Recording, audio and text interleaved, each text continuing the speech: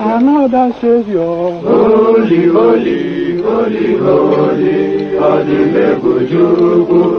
Another Savior. Another Savior. Holy, holy, holy, holy, Adimebujuku.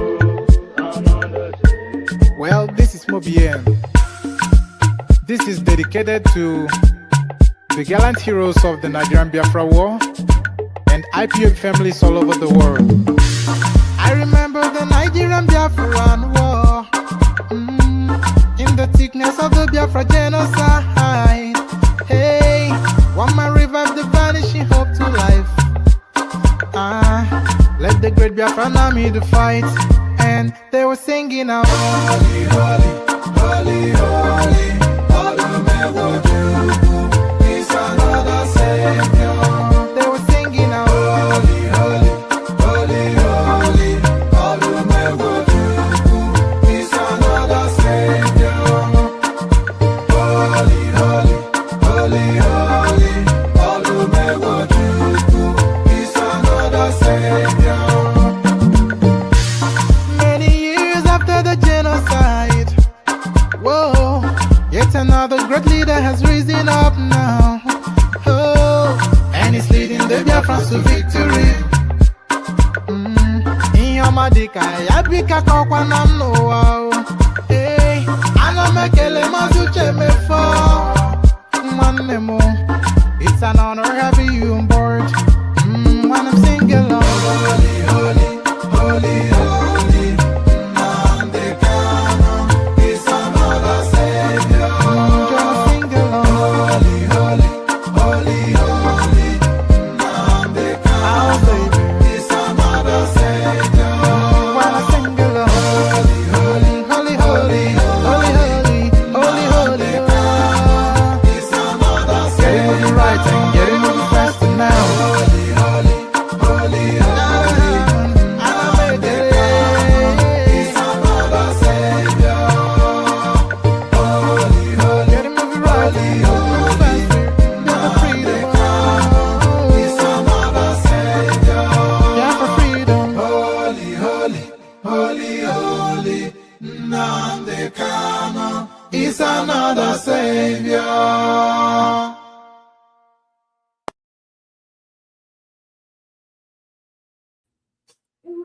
And there it is right there. The ugly rumors spread near and wide. Holy, holy, they say. Nnamdi Kanu is another savior, but is neither holy nor is he a savior, as we know. Nnamdi Kanu presently ensconced in a prison in Sokoto State. So the ugly rumor, holy, holy, Nnamdi Kanu is their mother's savior. Nnamdi Kanu is their mother's savior. All that. Good day to you, good to be in your company and all that. Good day to you, good to be in your company. Hope you're having a gloriously wonderful day so far. The day gets even better for spending time in my company. Your favorite or your laughing man, one man went to mow. So good day to you and welcome to the stream. In this session, we're going to be reacting to a media outing that Daniel Bwala had with Mahdi Hassan, the Pakistani, British, American, whatever he is, broadcaster that is very pungent and hawkish in his mannerism. So we're going to see how Daniel Bwala fared in the international space. A lot of people have been requesting the reaction to this particular outing. So we are obliging that request now with this particular stream. So before we get into the stream, the protocol remains the same. Like if you haven't liked the stream already, like it. Nevertheless, I've not yet given you sufficient enough reasons to like it because the stream has not started yet for you to make the decision. But make that leap of faith by liking the stream anyway. So in a leap of faith, like the stream. If you're not already subscribed, then please correct that. We're after 1,000 subscribers in the course of this month. We're 7 days into the month already. So there's a quick step hurry now to get to those 1,000 subscribers now in the course of this month. So be one of those that leads us to that lofty ambition. 1,000 subscribers in the course of this in the course of this month. So you'll be one of them by subscribing now. So like and subscribe. If you want to come and join me on the screen, There's a hyperlink that says StreamYard in the comment section. Click on that, it'll bring you into the studio. And as soon as I finish my opening monologue, I'll put you onto the screen and engage you in conversation. So that's how that works. Say hello to me in the comment section as well. Tell me where you're joining us from so I can acknowledge your presence, say hello back. But as I said, widely requested, close at least 4 billion people have sent this in, asking us to react to it. So Daniel Bwala takes his first tentative steps into the international media space. But how has he fared? And don't forget to super chat to us to stream as well. Nobody does that anymore. I'm not quite sure why. Maybe you don't like us anymore. Maybe that's the reason. But the dollar sign at the bottom of the stream is a hint. It's an invitation for you to donate towards the session. So click on that dollar sign super chat to us to stream. But like I said, quite an abundance of people have asked us to react to this particular media outing by Daniel Bwala. So we make post haste now, and we get to the reactions immediately. Acknowledging first our Rattel family, who is saying greetings to everyone. So everybody say hello in the comment section. Tell us where you are joining us from. Our Rattel family joins us from Hong Kong. So there it is right there. So without further ado, let's just get straight into it. Tell me if you can hear the volume from the clip I'm about to play you now. By the way, we've been having problems with the volume, so let me know if you can hear it. So here goes. Security and address two of its root causes: poverty and corruption. Christianity is facing an existential threat in Nigeria. Nearly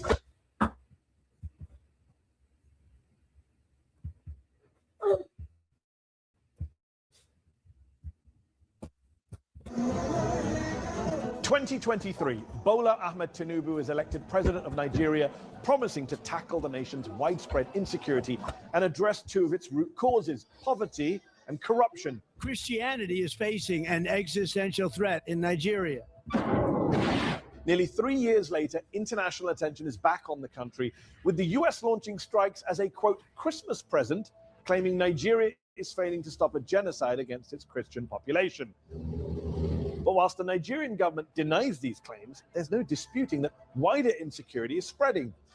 My guest tonight was once one of the president's fiercest critics, but now serves as his official spokesperson and special advisor, defending the president's efforts to renew hope for Nigeria. I'm Mehdi Hassan, and tonight I go head-to-head with Daniel Bwala. I'll challenge him on Trump's Christian genocide claims, the Nigerian government's failures to protect its own people, and whether President Tinubu profits from corruption. I'll also be joined by a panel of experts: Anu Adeoye, a journalist with the Financial Times; Aisha Osori, a lawyer and development expert with Open Society Foundations; and Tunde Doherty, chairman of the APC ruling party's UK chapter. So, in other words, a panel of obedience, a panel of Peter Obi supporters taking on Daniel Bwala. So that's a good start already, would you say?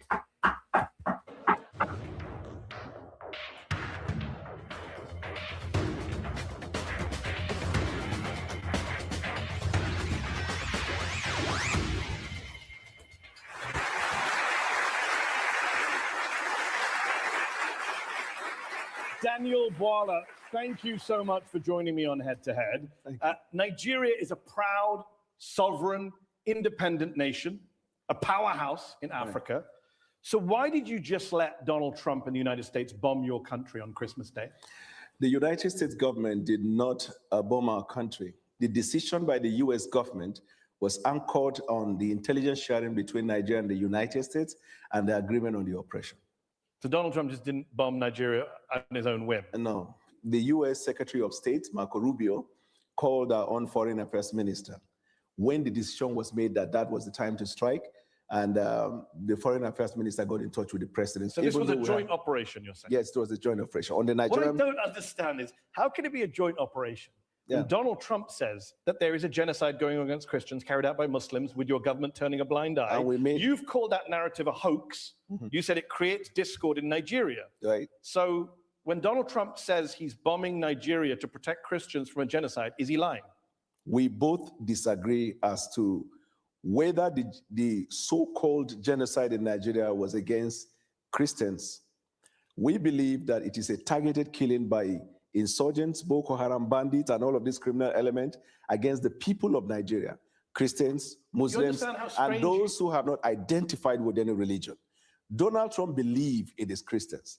We now felt, rather than arguing about whether it is against Christians or not, there is one area we both agree, that we have a joint interest in the fight against terrorism. But you're fine with the fact that his motivation is something you disagree with. You think it's a hoax. But a lot of, like I said, a lot of people actually sent me this clip to react to, and every single one of them, they said Daniel Bwala embarrassed himself in this particular session, in this particular interaction with Mehdi Hussein.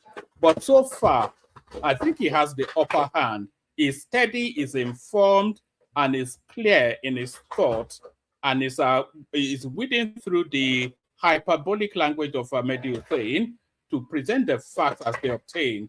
So this is just the opening phase, but I don't see, I think it's presenting so far a champion, stellar sort of presentation. So people that said he's embarrassed himself, I can see that in the opening salvo.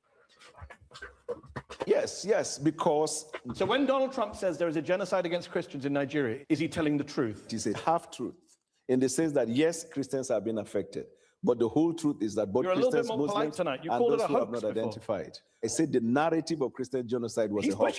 That's his opinion. Everybody's entitled to it. Is he right or wrong? We believe there is a targeted killing of all Nigerians. Evidence has shown. And that is where we are focused on fighting terrorism. So let's talk about the terrorism. Right. Trump claimed he targeted, quote, ISIS terrorist scum. Right. And every camp got decimated. But a lot of investigative reporting on the ground shows that few, if any, combatants were killed. Some bombs landed in empty fields. A local leader in one of the districts said, the same militants we knew are still there, loitering around our communities. No, there were killings of terrorists. That's not what local leaders So I can call local television that testified. Rice News did, Channels Television did. Okay. So there was the killing of you're not on the terrorists in ground that with place. respect. No, I didn't. Al-Haji Bunu, who's a traditional ruler in the district, says, we saw no dead bodies, even where the bombs fell. Those are his words. No, because the bomb didn't fall in the town. It was at the camp, that enclave, where they gathered. Are you okay with having the Americans bomb Nigerian people's homes? I'm not aware of that one. You're not aware of Morenike Saka, who said, I began to scream for help. I had to crawl my way out of the room. The missile tore through her apartment building, according to the Washington Post. How about Musa Soliu? I was in my room. I was buried under the ruins. I don't know how to restart my life. My belongings are destroyed. Houses were not destroyed. Are you telling us that Nigerian citizens are lying about being bombed by the US? I'm saying that the military operation that was conducted on that day was targeted as terrorists, and we hit them. You have a history of not hitting terrorists and hitting civilians. You know that, right? Your country. I'm not aware. Oh, well, on December 21st, the Nigerian Air Force said that they handed over... all right. So far, this is anybody that is aware of, and I'm sure a lot of you are aware of this particular element, Mehdi Hussein is a hawkish propagandist sort of a journalist. So it always leans towards a hyperbolic sort of language, trying to push an aggressive narrative. So there is no history of Nigeria. Yes, we've had collateral bombings in the course of our fight against insurgency. There is no country on the planet that fights against insurgency that does not sadly have collateral damage, but he's laying the emphasis on that collateral. I thought this guy wanted to speak. He dropped now. So let me just carry on. There is no country on the planet fighting insurgency that has not suffered some form of collateral damage. So the abundance of the bombings of insurgency, they actually land on insurgent camps. And Nigeria is fully frontally for the first time taking the fight to that insurgency space. There is no equivocation. All of the data tell us that. But he then takes isolated incidents of misfires, friendly fires, collateral impact, and is now highlighting that then as the template, as the working hypothesis of how the Nigerian security forces engages with insurgency. So we all know Mehdi Hussein is saying for this, Mehdi Hassan for this, is a hawkish propagandist that emphasizes negatives. That's just what he does. compensation to people who were hit in an accidental airstrike on Christmas Day 2024. Do you just bomb every Christmas? When and when? Christmas Day 2024 and Christmas Day 2025. I dispute that fact. We'll take it up with the Nigerian Air Force. Let me ask you this. Since President Tinubu came to office in 2023, the situation has worsened in your country. You have a mixture of militant groups, you have bandits, you have clashes between herders and farmers. We also have Nigeria is now incursion of foreign interest in Nigeria. Nigeria is now the 5th deadliest country in the world. Are you proud of that record? I acknowledge the fact that we have insecurity in Nigeria, and until the hoax narrative of the Christian genocide, then we began to see back-to-back attack in Nigeria. We had for the first 2 years of the president's administration a substantial peace in Nigeria. Actually, the number of deaths went up on the president's watch. After this incident of a Christian genocide. And by the way, when did that begin? There is no country of the world today. I'm actually surprised that Daniel is letting that fly, because all of the received data within the Nigerian space tells us that the impact of insurgency has drastically reduced under this particular administration. So for Mahdi Hussein to say that, Mahdi Hassan, to say that the number counts has increased under Tinubu, and for Daniel Bwala not to push back against that narrative, that was the missed, maybe that went over his head, you know? So I'm hearing myself back now. Where am I hearing myself back from? So let me just pause something. So for Daniel not to push back against that narrative, that was a missed window by him right there, because all of the anecdotal data, all of the data coming out from the security forces and even internationally verified, they are telling us now that the insurgency in Nigeria has ebbed drastically, and for the first time we're actually tackling that space. So for him to let Mahdi Hussein get away with that surprises me somewhat. Let me scroll it back so you can see what I'm talking about. Since President Tinubu came to office in 2023, the situation has worsened in your country. You have a mixture of militant groups, you have bandits, you have clashes between herders and farmers. We also have Nigeria is now incursion of foreign interest in Nigeria. Nigeria is now the 5th deadliest country in the world. Are you proud of that record?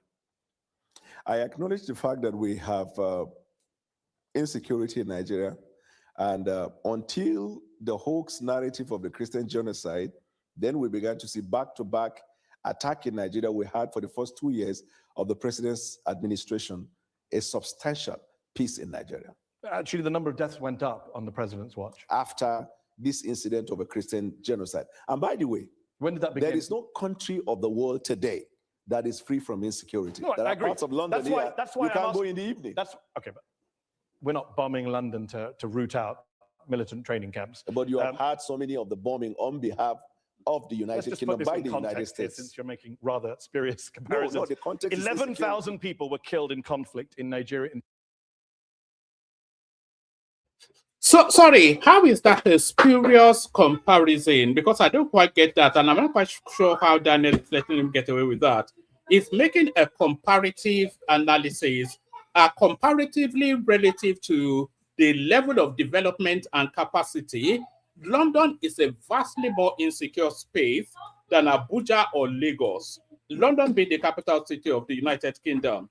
London is a vastly, the Somali gangs will slash your fingers to cut off your wristwatch. There's stabbings every single day. It's like a war zone. You can't walk out at night in London without being attacked by some miscreant or the other. Everybody knows this. Relatively, comparatively, relative to where they are positioned nationally, globally in terms of capacity, relative to capacitation, London is vastly a more insecure space than either Lagos or Abuja, and that the facts bear that out. So why Daniel is quite letting him overrun him with all this kumbayaism, this Sakama Day, I'm not quite sure why Daniel is letting him overrun him. Maybe he's intimidated by the English language. 2025, that is up from 8,700 in 2023. That is a 26% increase in the number of Nigerians killed since your party and your president came to office. That's a pretty awful record. It's awful. And we're fighting hard day and night. That's one of the reasons why the president traveled to Turkey, where we had bilateral agreement to deal with insecurity. That's why we're cooperating with the United States of America. That's why we're cooperating with any country of the world. The reason is because since 9/11, terrorism is a global phenomenon. Agreed. And so every country is involved in it. But it's getting worse in Nigeria. That's the problem. I can't say it is getting worse. You just agreed with me when I gave you the numbers. No, I 8,700 killed in 2023, Right. 11,000 killed in 2025. That's getting worse. How many people were killed in the United States last year? In conflict-related violence, probably. So this is not one. a conflict. What does that even mean in conflict-related violence? The question Daniel asked is, how many people were killed in the United States last year? And he's asking in conflict-related violence, die now. Is it a different death if they are stabbed when they are robbing them as opposed to being bombed? Do they die differently? In Lagos, we say die now. All die now. How many people were even killed in the United States even today? These people are just hemorrhaging each other like they're killing fowls and chickens. So let's make the comparison. Relative to the capacitation, let's make the comparison. So this guy should have been a lot more aggressive, Daniel. He shouldn't let this Pakistani boy overrun him. This is an act of terrorism. Okay. So how many people were killed in the United States in terrorism? Excuse me, sir. It wasn't 11,000. This is part of what Donald Trump many years ago in his first term classified the Western media as what? Fake news. The reason is because context matter. This is not Western media. You right? are well this aware. Is not Western media. Yes, I understand. But this you is are the Armed Conflict Location and Event Data, ACLED, the most respected group that counts conflict-related violence around the world. Let me ask you, where there is a terrorist I could also give you another source. Conflict? I mean, National Human Rights Commission. This is a Nigerian group. 2,266 people were killed by bandits or insurgents in the first half of 2025. That's more than were killed in all of 2024. You are failing. Amnesty International says you are failing at security. The numbers don't lie. It's unfortunate, and as a government, and it's getting worse. We're working day and night and it's to getting deal with worse. that situation. I don't agree to the fact that it's getting How worse. can it not get worse if more people die in 1 year than the previous year? Context matters. What's the context? The context is not getting worse. What? Yes. The context is not getting worse. The context is that it is not getting worse because you see, this is a water, right? Okay. If you have the water half, you could say half glass filled or half empty. Yeah. Isn't it right? Yeah. So the Western media always see Nigeria, Africa, and some of the activities in Africa as half empty. Excuse me. But we see it as half full because when we look at it, and when I say context matter, before the president took the oath of office, we knew the situation in Nigeria. And you made it worse. When he made the decision to take bold step to put Nigeria in better trajectory, we were well aware of the fact that it was going to incense lots of people. Okay. We are also You've aware. made your point. I get the glass half full. I get the context. I also understand basic mathematics. Let me ask you this. President Tinubu only declared a national emergency in November of 2025, brought in a raft of policy changes after Trump declared your country to be a country of particular concern for failing to deal with the threat of Christians. Does your government only spring into action when it is internationally shamed into doing so? Unfortunately for you, 6 months before that, we arrested the leaders of La Kurawa and Boko Haram. Some months before that, we killed a certain number of terrorists that the U.S. government, State Department, commended Nigeria. The U.S. Embassy celebrated the fact of the exploits of Nigeria before Donald Trump said that. But again, he shamed you and you declared a national emergency. You didn't do it before he shamed you. We declared the national emergency 6 months before Donald Trump's statement. No, that's not true. Oh, no, that is true. Tinubu declared the national emergency on insecurity around about June, thereabout last year. A long time before, even I think he may even have declared it before Donald Trump was elected. So Daniel Bwala needs to be a bit more aggressive with this Pakistani boy. The president of November of 2025. No. Much earlier, around, I think April or May, the president declared national emergency on insecurity. But the actual national emergency was in November. How can it be actual? People can look this up. Let's talk about kidnappings. The world remembers Chibok in 2014, when 276 schoolgirls were taken by the militant group Boko Haram. Very little has changed, unfortunately, in Nigeria. Just last November, 250 students and staff were kidnapped from St. Mary's Catholic School in Niger State. 2 years into Tinubu's presidency, Nigerian research firm SBM Intelligence said, and I quote, Nigeria's kidnap for ransom crisis has consolidated into a structured, profit-seeking industry. That's embarrassing for your country that you have a kidnapping industry. I agree. I agree with the fact that the insecurity associated with kidnapping has now become a crisis economy. But much more than that, I know of our government's effort in dealing with that insecurity. If you have a little understanding of the nature and the boundary and the geographical measurement of Nigeria and the tendency for insecurity to come in, then you will understand that we're fighting a hydra-headed insecurity situation. With respect to the kidnapping of children, the government has taken measures already. We've introduced what we call Save the School, where students and schools that are in remote places where there is no security are brought back into state capital where they get the education that they need. But Nigerian people don't believe you. 2 out of 3 Nigerians say that Where did you security... get that information? Africa Barometer, May of 2024, 2 out of 3 Nigerians say security agencies are handling the abduction of Nigerians fairly badly or very badly. 1 in 3 Nigerians say they personally know someone who's been kidnapped. Yeah, you have These are stunning statistics. Amnesty, Human Rights Watch have lined up to say that you have allowed impunity to flourish, you have failed to apply lessons from previous attacks, damning indictments of your security service. You, that's not what they said. That's that not what is Amnesty not said? what yes. Amnesty... I've literally got the quote right here. Cut it. The authorities' failure has allowed impunity to flourish and the killings to spread to many parts of the country. Source. Amnesty International, February 8th, 2026. Well, I'm not aware of that one. You're not aware of that one? I am aware. The weekend, I'm aware. At the weekend, you put out a video to music of you and a team researching and prepping for this show. And yet every time I've asked you something, you say, I'm not aware of that. What were you researching in that video? You're really funny. Let me tell you this.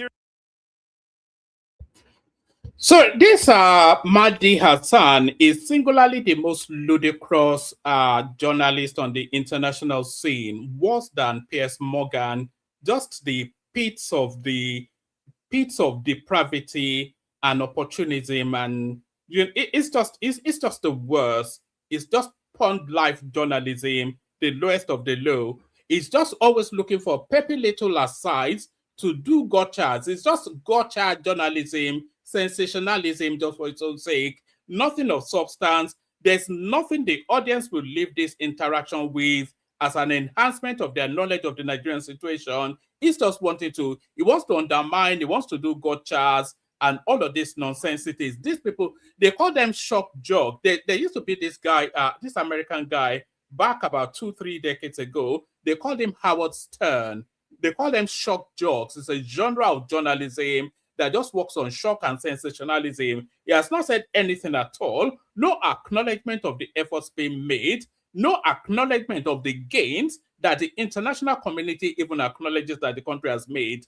It's just one-line gotchas just for the delectation and the titillation of his audience.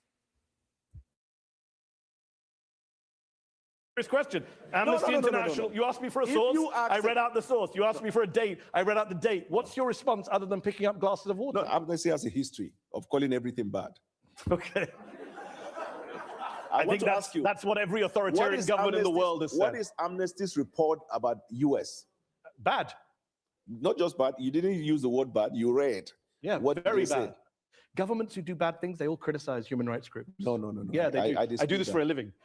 Let's ask about corruption before we go to our panel who are waiting patiently here. Transparency International, they say systemic corruption continues to plague the defense sector, causes a major hindrance to security. President Tinubu said in August. All right, let's bring Fagbamila back into the conversation. He has joined us again. You came in and then you left. What are you making of Mahdi Hussein's interaction, or more to it, Daniel Bwala's interaction with this Pakistani boy that is trying to undermine the efforts of the Nigerian government? I take it you've already seen the interview. Everybody has. What are you making of it so far? Good to see you, Fagbamila. Good to see you, woman. I've been listening to your program for a couple of years now. I haven't gathered courage enough even to come up. But today, I think I tried. I don't know anything about what this conversation is. I'm just trying to join. So maybe you can give me some time to All right. listening. All right. Stay with us. We continue to listen as it builds up. Then you form your thoughts, and then you give us a submission. Good to meet you. So that's Fagba Miller right there. One of our erstwhile silent listeners now summed up the courage to come and join us. So everybody should join that as well. We want the conversation to expand. You always hear us say that, and part of the expansion is new voices joining us. So let's carry on, and then come in as you will. Thank you very much. There is no more corruption in Nigeria. That's a ridiculous thing to say, is it not? We investigated a case of corruption, not just in the defense, but anywhere in government. This administration has had lots of people who are in government, either sacked or investigated and being prosecuted. The resolve of our administration in dealing with corruption is obvious. Why did and he it's say there's open to no the more world. corruption? You probably read him out of context. Read No, the I didn't. complete- No, read exactly what he said. You're cherry picking. How can someone just stand and say there is no corruption in Nigeria? It What is was the getting context? clearer to the people. We have more money to the economy and no more corruption. Full stop, close quote. Good. So this is the context. He was communicating to the people about the Right. I just don't want to make the effort, but I can go and dig through the archives, and I give you verbatim what Tinubu actually said.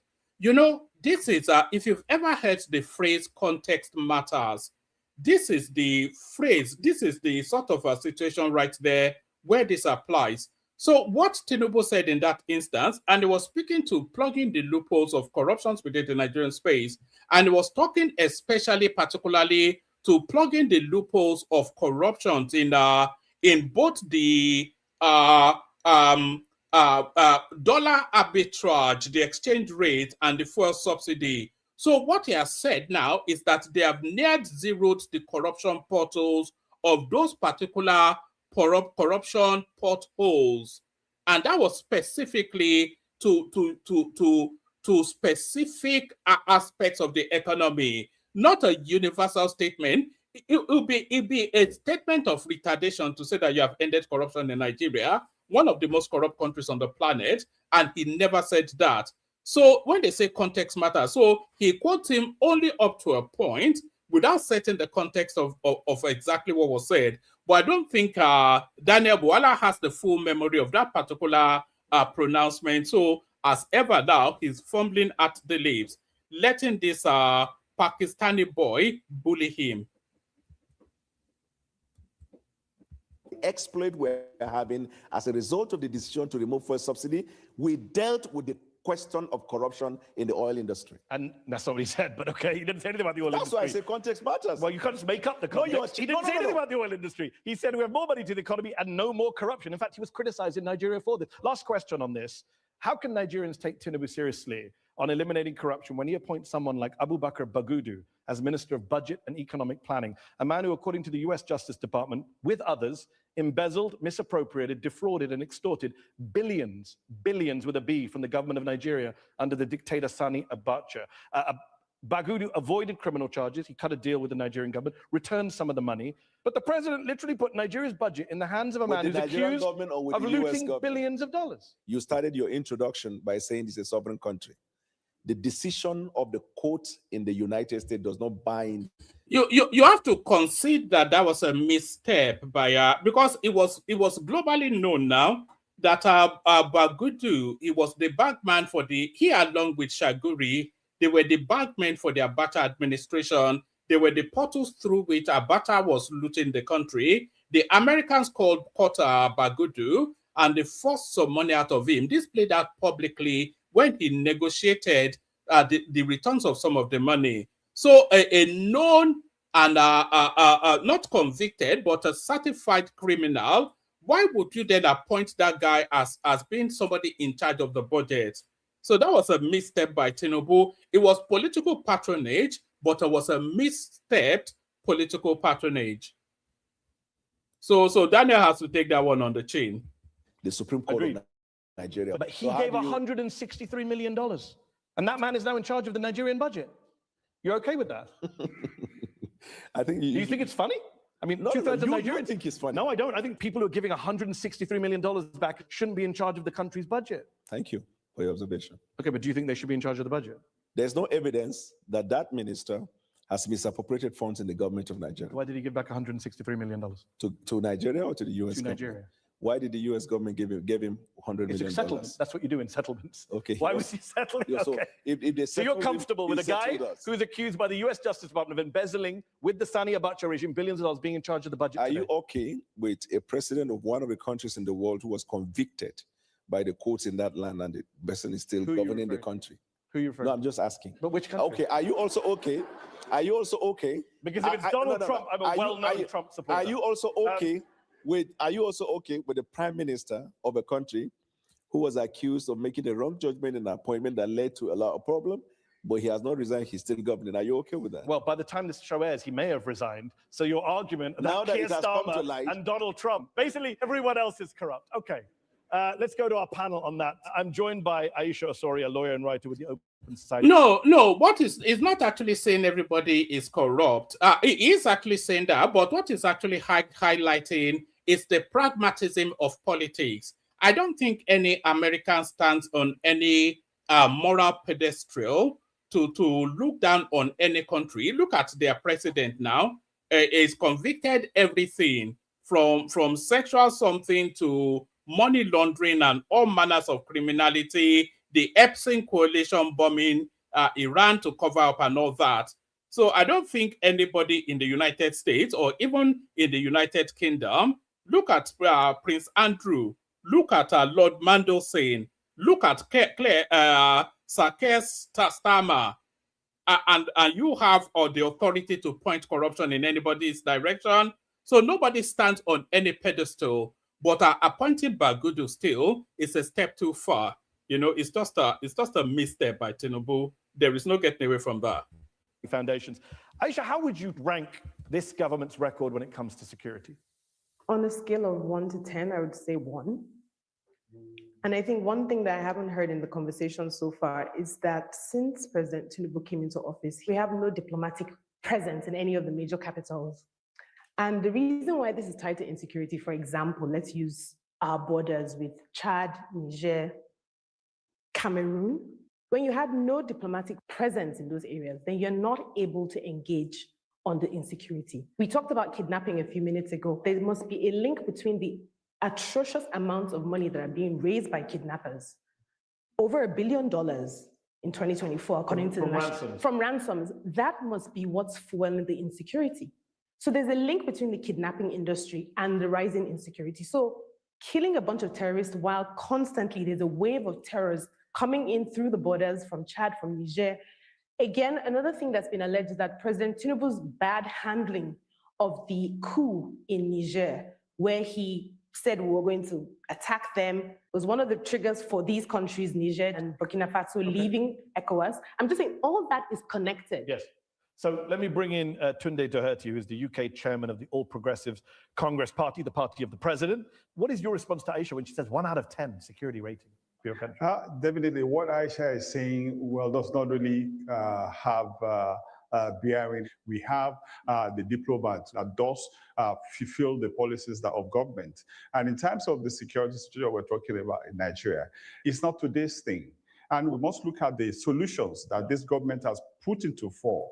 You find out that the security architecture in Nigeria has been changed. We talk about the collaboration between the government and the United States in terms of dealing with insurgencies right there and then. Because, you know, Nigerians don't manufacture most of this high-tech required equipment to deal with such situations. The president, the government, is really doing quite fantastic work in making sure that they fight these insurgents, collaborating with all factors or all countries that is ready to work with them. Let's bring in Anu Adeoye, a journalist for the Financial Times who recently covered Nigeria and West Africa. Anu, we can't talk about insecurity without also talking about the economy and the underlying social economic issues. Is the average Nigerian both safer and better off under President Tinubu? The obvious answer is no, right? And before I get to that, I want to talk to what Daniel said.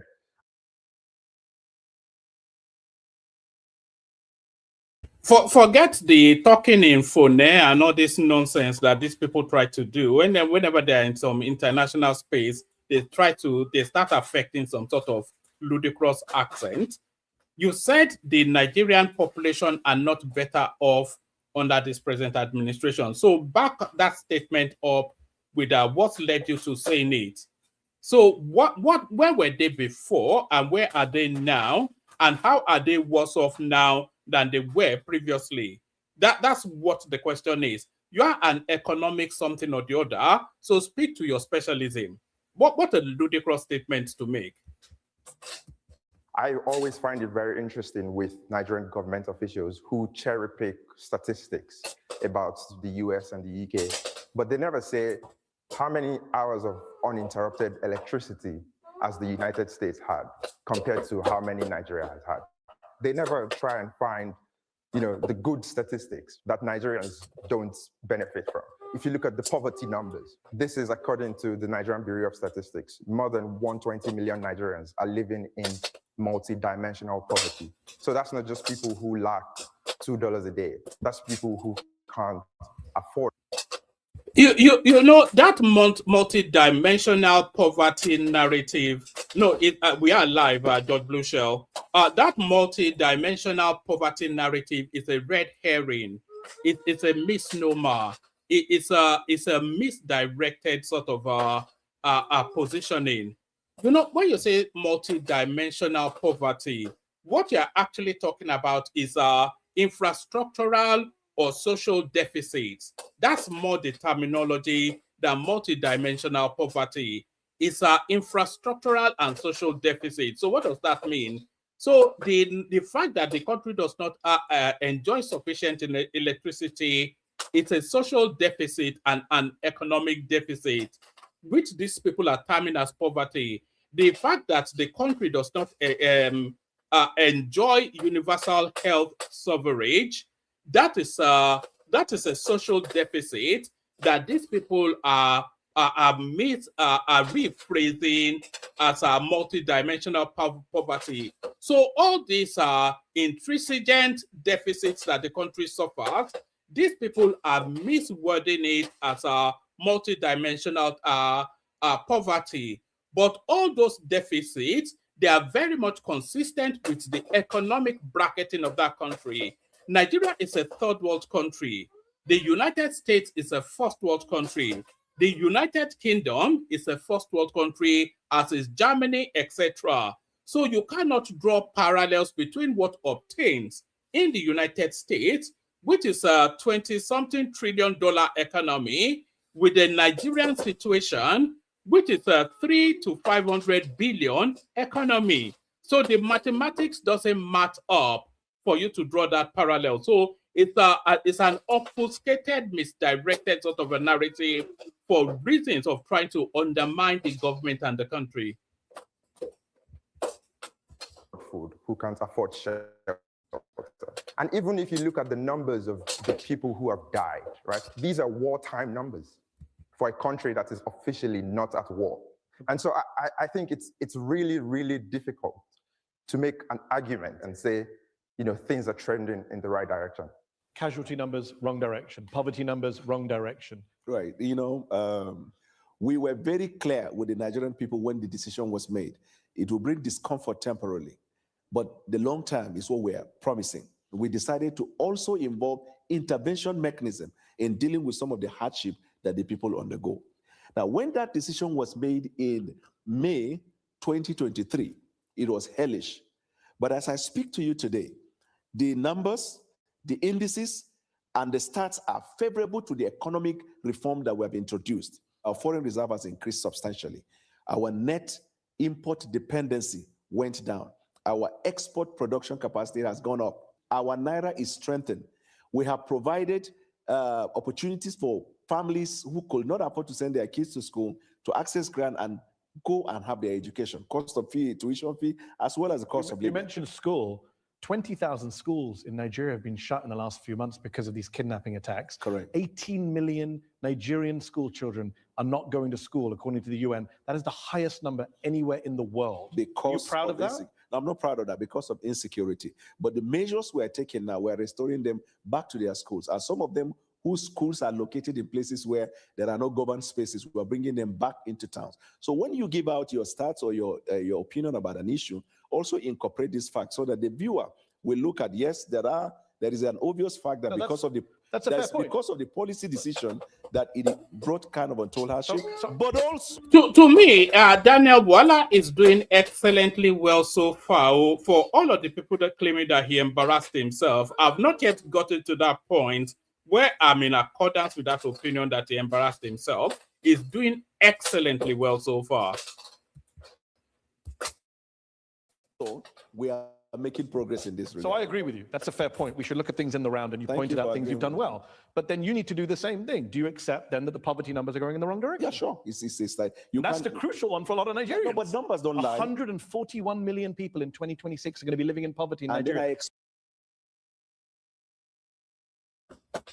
I'm not quite sure where he's getting that 100 and X number, whatever it is that he said. But you have to look at the mitigation, and then you have to domesticize the narrative as well. So what's the mitigation? What mitigates then that 100 and something thousand people living in poverty in Nigeria? The mitigation, and what is the metric of our poverty? You know, they're saying, is it $5 a day, thereabout? But that doesn't apply in the Nigerian circumstances, because if you're looking at $5 a day and you're looking at relative to the purchasing power of the Naira locally, then you might want to recalibrate that particular metric. That's just what it is. So even that multidimensional poverty, that people living in poverty, is a westernized, standardized sort of a narrative based on whatever peculiarity that is not applicable domestically.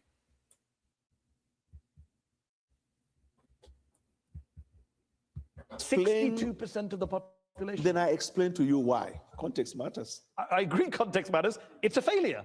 What you did produced 62% of poverty. So the IMF, the World Bank, and the Brentwood, they have applauded the reform decision we took. Now, tell me one country of the world that will introduce that kind of reform, and there won't be consequential effect in terms of action. Even in the United Kingdom, as we speak, there is a cost of living crisis. Are you aware? No, I'm not aware of that. Okay. Let me bring Anu back in from the FT. Is that a fair point that Daniel makes? That the IMF it will not be aware now when it's collecting all these millions of dollars from the Arabs. This one is totally insulated from what the real people live through. This Pakistani boy. Bank are praising what we're doing, and actions have consequences. Yeah, look, I think ultimately those reforms had to happen, right? There was chronic mismanagement at the central bank. The government before the Tinubu government was an APC government, so it's the same party. So there's only so much blame they can pass around. Yes. This full subsidy, you had to do something. It was riddled with corruption. But then the other part of that argument is doing those reforms should not be the end goal. It should only be the starting point. What you need ultimately is foreign direct investment in Nigeria. You need people to bring money into Nigeria to invest long term. Propose foreign direct investment in Nigeria. Let me bring in Tunde. Tunde, Anu makes the point, it's all APC governments.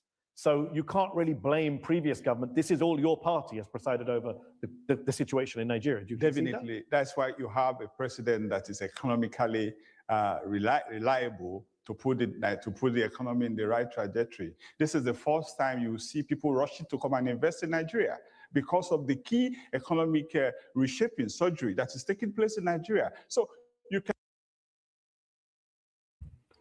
Shell has come back, Pfizer has come back, the Brazilians are rushing in, the Chinese are doubling their investment, the Arabians are rushing in, everybody in Nigeria now, the number one, the investment capitals in the world, Nigeria now, the premium recommendation to their clients. So all these foreign direct investments, don't even go there. Nigeria is singularly the number one go-to.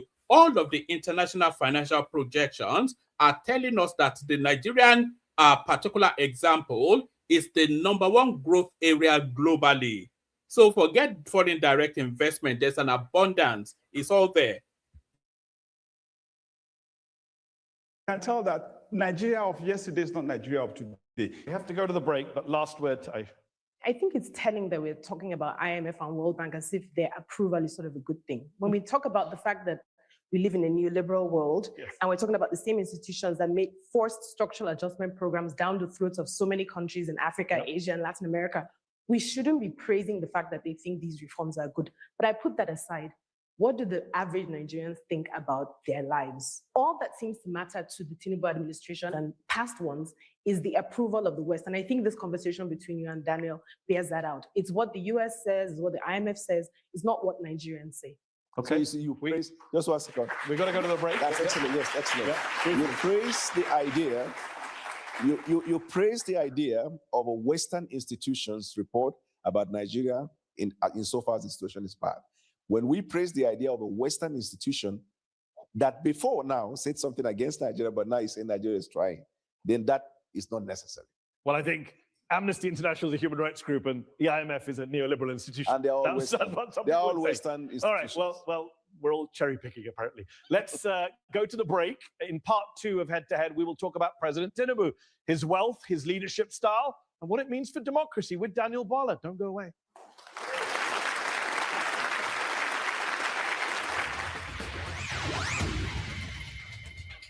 One man. Welcome back to Head on Al Jazeera. My guest today is Daniel Bwala, Special Advisor to President Tinubu of Nigeria. Let's talk more about your boss, President Tinubu. He's been on the political scene in Nigeria for decades, first as governor of Lagos and now as president since 2023. He's a very rich man in a very impoverished country, and there's a lot of mystery as to where he got his wealth, estimated to be in the billions of dollars. What do you say to people who highlight allegations against him of, quote, massive corruption and misappropriation of funds? That's their opinion. Actually, it's your opinion. In general. You know, there was one thing that Obasanjo said once upon a time. Not often do you quote Obasanjo, but in this instance, very applicable. Obasanjo said, allegations are allegations and anything can be alleged. You know? So they say Tinubu and they say corruption, but nobody has ever really mentioned any instance that indicates towards corruption with Tinubu. They say, oh, Bullion Van went to his house during the elections. Okay, Tinubu is a very wealthy man, and Bullion Vans are used to carry money. So was the money declared stolen? Did somebody allege that the money is missing? Is somebody taking claim to that money? But Bullion Van went to his house on the eve of the election. Therefore, the money is stolen. So how does that correlate with logic? They talk about Alpha Beta. So Alpha Beta is not owned by Tinubu, but it has investments in it. But what's Alpha Beta? It's a tax consulting consultancy that acts as an agent both for Lagos State, 7 other states in Nigeria, and about 3 other West African countries. So they bring their expertise to bear and they get their commission off the back of that. So what exact illegality is there in that? So contrast that with somebody like Peter Obi, who stole 250 million naira in cash and was caught in Lagos with the money by Musiliu Smith, the commissioner of police in Lagos State at that time. Or Peter Obi that took the whole of the Anambra State money and put it in his personal bank and used it to invest in his own personal company, all of this. So who has the more indictable corruption allegations against them? Tinubu, which is all dog whistlings and smear campaigning, or Peter Obi with the verifiable instances of corruption, crudely stealing money in cash, 250 million. Go and check it. 2007, June, that was when he was caught with the money by Musiliu Smith in Apapa. Go and check it. June 2000 and is it July? July 2007. He was caught in Apapa with 250 million naira in raw cash that is stole from the Anambra State local government. Raw cash. Imagine if they caught Tinubu stealing raw cash. Imagine what will happen. Go and check it now. Don't call me a liar now. You have Google now. Go and check it now. I'll give you the dates. Number 7 Aerodrome Road at Papa. That was where they caught him. The property belongs to him. You know? So who is the more indictable criminal? The one that is looting money in raw cash, or the one that they are saying the Bullion Van went to his house and therefore he must be a criminal? So it's just this dog whistlings, which the obedience they are very expert at. January 2023, you talked about the legal petition against him that involves, quote, massive corruption and misappropriation of funds. You were in the opposition, May I and I'm very request if critical you of can his. quote exactly verbatim what I said, because what you just said is not a true representation. January 22nd, 2023, you said the petition against him involves massive corruption and misappropriation of funds belonging to the government of Lagos State, abuse of official office, conflict of interest. I'm glad you said the petition against him. Yeah. Yeah, document that was taken to court. That you highlighted. I wasn't the one that went to court. And at that time, where was I? You were an opposition member. Thank you. So should we not trust you when you say things as opposition? What is the job of opposition? To oppose? Yeah, no, I'm glad you know it. For the sake of opposing? No, that's what you're adding.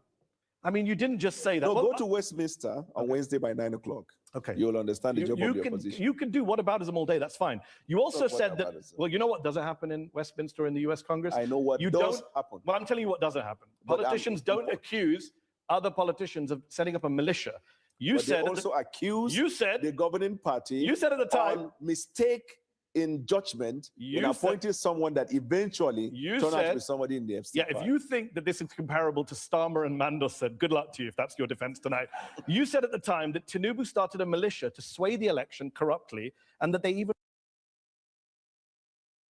That's not even the point he's making. The point he is making is that it's, and by the way, can everybody listening to us, please make sure you have liked and subscribed. Whether you agree with my analysis or not, you are still engaging with the platform. So please make sure you have liked and subscribed. The point that Daniel Bwala is making is that it is the position of the opposition to oppose every stance of the government. We see this in every parliament working. In the United States, in the United Kingdom, go and watch Prime Minister's Question Time any day of the week. They throw all manners of ludicrous, because what they say in the House of Commons is not legally binding. It has no recourse to law. So they speak with all manners of wild language, making all manners of allegations and accusations, similarly to what opposition obtains. Daniel Bwala was a senior opposition figure at that time, and is opposing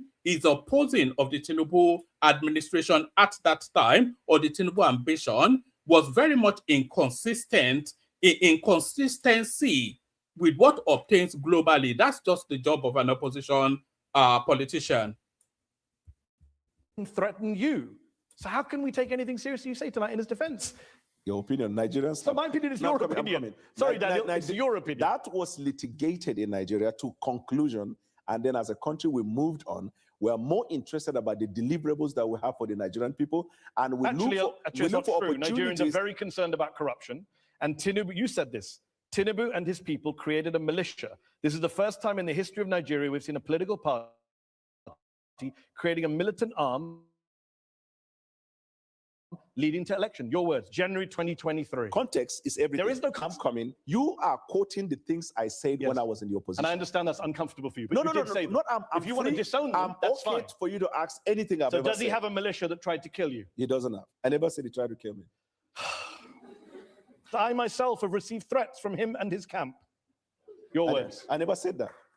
You didn't say that I never at a said press that. conference on January 22nd, 2023. I You're never just said- denying. I never said that. Who said it then? A lookalike. No, I don't know what you meant by that. I know I complained at the time You said about the conduct of election. it is not my fault Right. that I am able to recall your words in a way you can't. But it will be your fault Tinubu- when you read it out of context. Yeah. And if we go home late tonight, context. Yes. Tinubu and his people created a militia. This is the first time in the history of Nigeria we've seen a political party creating a militant arm and leading to election. He advised his people should grab by all means necessary the process leading to elections, that they created this militia shortly after that. We have seen violence in Nigeria, and I myself have received threats from him and his camp. Tinubu never created a militia. Tinubu is one of the foremost politicians in Nigerian history. Tinubu and his has people helped in strengthening created a democracy. militia. Who said those words, Daniel? Tinubu has helped in strengthening democracy in Tinubu Nigeria. and his people created a militia, Daniel. Who said those words? Tinubu brought in leadership I'll ask a third skills time. into government. What's the objective of this doubling down on that question? The guy has already stated his position. It was an opposition person at that time throwing missiles at the ruling party or the opposing party, which is exactly consistent with what opposition parties do. So what should they be doing as an opposition party? Speaking in eulogy about Tinubu and showering him with flowery words and roses, with poems? Of course not. His position, it's a duty as an opposition politician, is to try and color the person and the government as bad as possible and undermine them. Similar to what the Obedience are doing now, even though they are somewhat, mentally unhinged. Although they are not oppositions, they're just lunatics, just creatures from the dark of beyond. But that's exactly what an opposition. So you saying that as an opposition person, you were critical of the government, and now you've been a government functionary. You are speaking of the government in flowery language. I'm not quite sure what misstep is highlighting there, because it's exactly consistent. We have seen carpet crossing in every parliament, in every democracy. We've seen it in the United States, the United Kingdom, Germany. People cross carpet, and the tone of their how many opposition, how many conservative and Labour parliamentarians have now gone to join Nigel Farage now, and they are speaking in a different tandem to have they spoken previously. So I'm not quite sure what point the Pakistani boy thinks is highlighting there. Governors. Tinubu and his people created a militia. Who said those words? Tinubu and his people never created the militias. So why did you say they did on January 22nd, 2023? I never said that. Let's keep going, since you're denying words that came out of your mouth. Let's quote some other folks. The Organized Crime and Corruption Reporting Project named President Tinubu a finalist for the 2024 Corrupt Person of the Year award. According to a 2025 poll, 2 out of 3 Nigerians think the president and his team are involved in corruption. That's a statement from drunken people. Next question. 2 out of 3 Nigerians are drunk. No, start with the...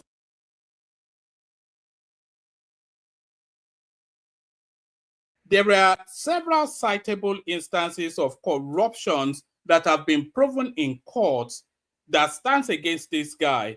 Look at Tinubu and tell me one instance, just not an allegation, no, but an instance that a corrupt practice has ever been established against this guy.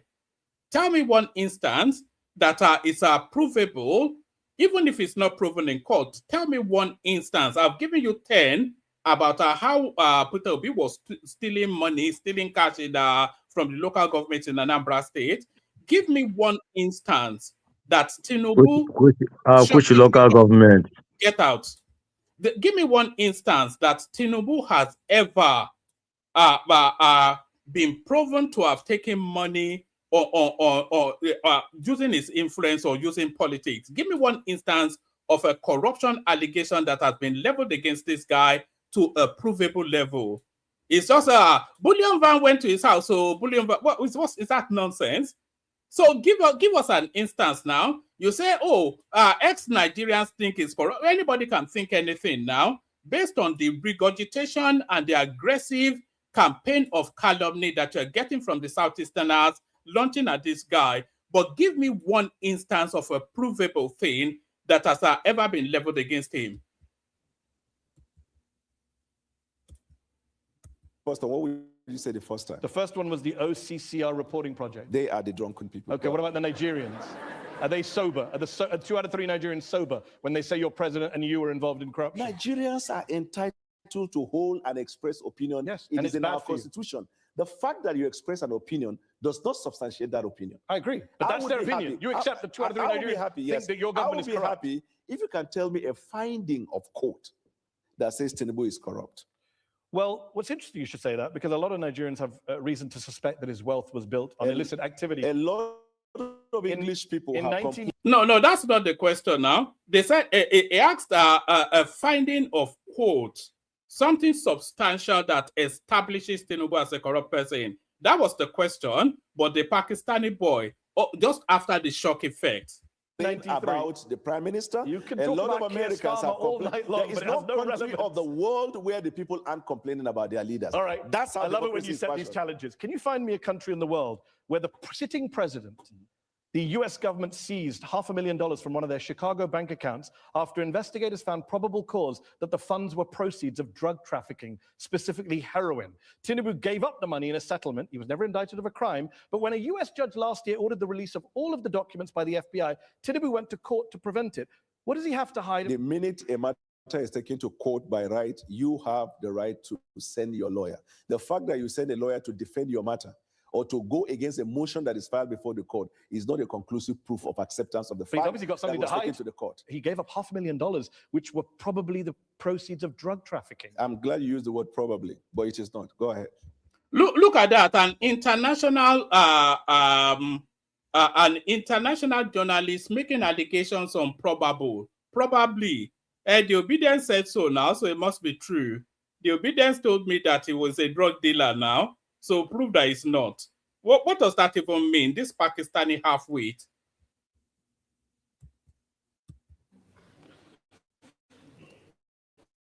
You said in 2022 that this drug case, quote, conclusively concluded not in favor forfeit that money. There is still a cloud around drug-related activity. Cloud. You know, in one of these days, we're going to address this drug narrative because Tinubu did not forfeit drug money, no. Tinubu was acting as a consultant to a myriad of people. And part of the people, even as a lawyer, you are allowed to handle and hold client funds. And part of the client funds that Tinubu was holding at that time as a consultant had links to somebody that they alleged had drug involvement. And that was we will address it fully one of these days. I think Fatai has done endless. We brought out all of the documents and we ran through them on this platform. So I'm not quite sure why that still obtains. But then you know the obedience, they will continue to regurgitate it until people like this Pakistani guy starts to believe it. Yeah. Not a conclusion. Okay, so the cloud's still there for a lot of Nigerians. No, the cloud is no longer there. How did it disappear? Because the Nigerian people have moved on with the president. Who said they moved on? The facts are there. Less than 10% of Nigerian voters voted for him. So that he doesn't have some big mandate from the people that means that I can't ask you, why did he give back $500,000 to the US government? What does that even mean? Did 10% of the eligible voters vote for Donald Trump? Did 10% of the eligible voters, by the way, are registered voters, did 10% of the eligible voters vote for Sakir Starmer? Did they do that in Germany? On what democracy in the world, the 10% of the eligible voters vote for? A good 70% of eligible voters don't even vote. 60-70% of them don't vote. And then of the remaining 30-40%, the person that gets the majority and fulfills the requirement of the electoral law in whichever locality gets the victory. So of all the voters that did vote, the majority of them voted for Tinubu, and that was why they declared him president. So what exactly is this Imran Khan guy talking Pakistani boy, American, Pakistani, British?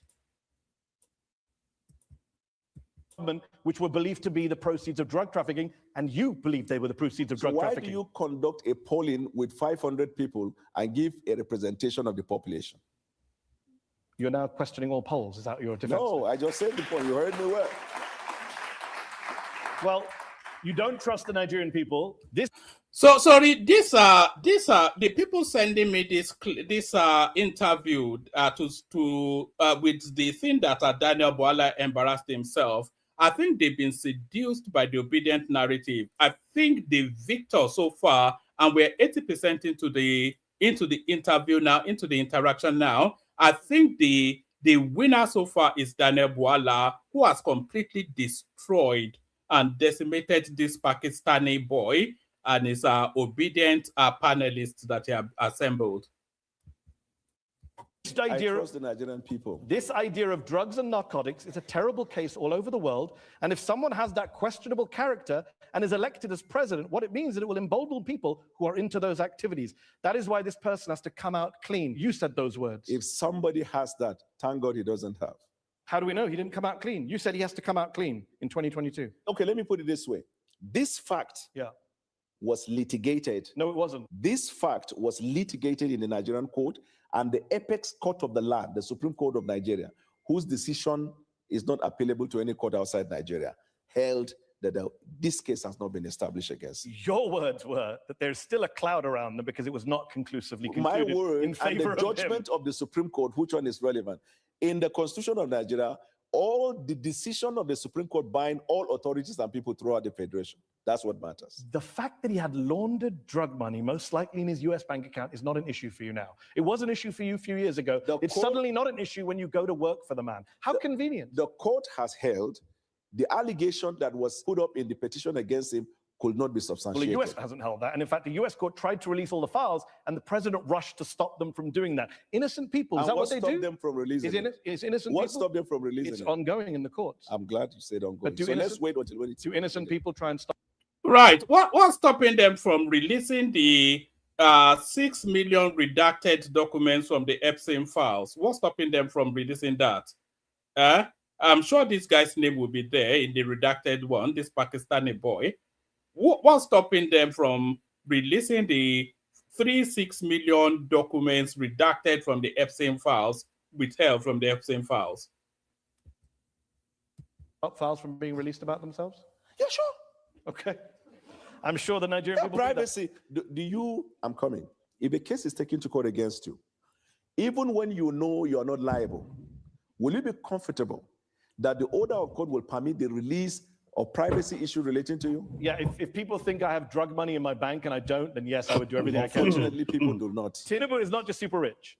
It's what he does with his wealth. In 2019, 2 armored money trucks, bullion vans, were seen going into his house, coming out of his house. Where did that money go? No. Point, did you see the money? Or those who reported, did they see money inside the bullion? That's not even the response to that question. The response to that question would be, Madi, you were spotted going to the cash point, taking out £100 out of your bank account. Where did that money come from, and what did you do with it? So if you are telling whoever is asking you that question to fuck off, then the response to your question is to invite you to fuck off too. Is the money missing? Are they saying it's not his money? Did Nigeria declare money missing and they said it went to the bullion van to Tinubu? Did anybody say that Tinubu stole his money and he put it in a bullion van to bring it to his house? So what's been alleged? What's the allegation? Tinubu is a supremely wealthy man. I think we've already established that in the course of this interview, in the course of this media interaction Daniel Bwala Embarrass was saying. So it's a supremely wealthy man. He needs a large volume of money for whatever reason. He needs that large volume of money for reasons that are no more your business than it is my business whenever you go to the cash point to withdraw your own money, what you want to use it for. So Tinubu needed a large volume of money and he ordered it to be delivered to his house. So what's amiss there? What's the misstep? What is untoward in that? What's the mystery? What's been alleged? What's the nonsense? Was there no money in the bullion vans? How am I to know? You said it was money in the vans at the time. I never 2023, February. You how said... How could I have known it's a tragedy that I know your words better than you do. There is only one person in Nigeria who is alleged to have moved money through bullion vans, and that person is the presidential candidate. You said that on February 17th on Channels Television 2023. Thank you for notifying me. So where did the money go from the bullion vans? There was no money inside. So why did you say there was? I said there was no money inside. But you said, at the time you said he's the only person to have moved money in bullion vans. When did I say that? What was the event in Nigeria? Oh, so you were lying because it was an election campaign? No, I never said that. I say, how can you prove that just because a bullion van goes into a person's house and comes out that there is... So that's not even the... so this is the first time that I'm actually thinking that Daniel is misstepping somewhat. That's not the argument against that question. So the argument against that question is to invite the Pakistani host to tell you what the wrongdoing is. Okay, 2 bullion vans were seen entering Tinubu's house. Yes, they were. And bullion vans serve only one purpose, to transport money. So it is large volumes of money, by the way. So it is safe to assume that the bullion vans were carrying monies into Tinubu's house. So that's fair enough. So 2 bullion vans filled with money were seen going into Tinubu's house. Okay, fine. So, but what's the allegation? What is the allegation? What does it want to do with Tinubu house, is it bank? Fuck you. Fuck you. When I only speak when I invite you to speak, you son of a bitch. it's locked me off my stride. Don't ever do that again, man. When I'm in flow, don't cut through my flow, because it's a stream of consciousness being poured out. I'm not speaking from a real speech. Don't do that nonsense here. I've warned you often enough. Fuck you. You know? So what has been alleged? That's the question. What has been alleged? A person that orders money to be delivered to his own house, his own money to be delivered into his own house. So what is being alleged? What's the allegation? That's the response to that. Maybe because people said it was vote buying by Tinubu. Tinubu himself said, I gave money to the people. You know, he said that? Yes, I also give money when to you people give money to myself. people would say that's vote buying. Politicians, rich politicians give poor No, he people doesn't money. give money to people on election day, but he helps people. But people at the time said it was vote buying. Do you agree with that? Who are the people? You said, No, I never said that. ostensibly, I can't believe you still keep walking into this. You said it was done ostensibly for vote buying. Do you agree with Daniel Bwala or not? Please don't lift up a glass of water. Well, it's a somewhat of a nonsense. It's clutching at straw, sort of. I still don't understand what's been alleged here. You are saying Tinubu had money delivered to his house, so you cannot establish or even indicate that he's stolen money. Now you are saying it's for vote buying. So what's the basis for that conclusion? Why can it not be for a business deal? Why can it not be for him? You know, there was an instance when what's it called? Dangote was giving this anecdote. I'll find the clip for you. He said he was talking about the moment he realized that he was rich. He said he went to his bank and he requested $10 million in cash. And then he put the $10 million in cash in his boot, took it to his house, and had it assembled on his coffee table. And then he looked at the $10 million. And then after a while, he took it back to his bank and put it there. And he told in that interview then that was when he realized that he was rich. So he can request his own money for whatever reason. How can he ordering money be tantamount to vote buying? This is just the thing now. Contrast that with somebody like Peter Obi, who stole money in cash, 250 million, and was caught by the police. So it's just dog whistling. It's a campaign. It's smear mongering. Anambra people never told you his money is missing. Yeah. Go and fuck yourself. Anambra people did. It was in his impeachment petition. You don't have the literacy to understand this. You're an illiterate. You have no concept of anything. Go fuck yourself. What exactly is he inviting? Who has come forward to say that their votes were bought? That's the thing. Daniel Bwala is letting this Pakistani guy get away with too much.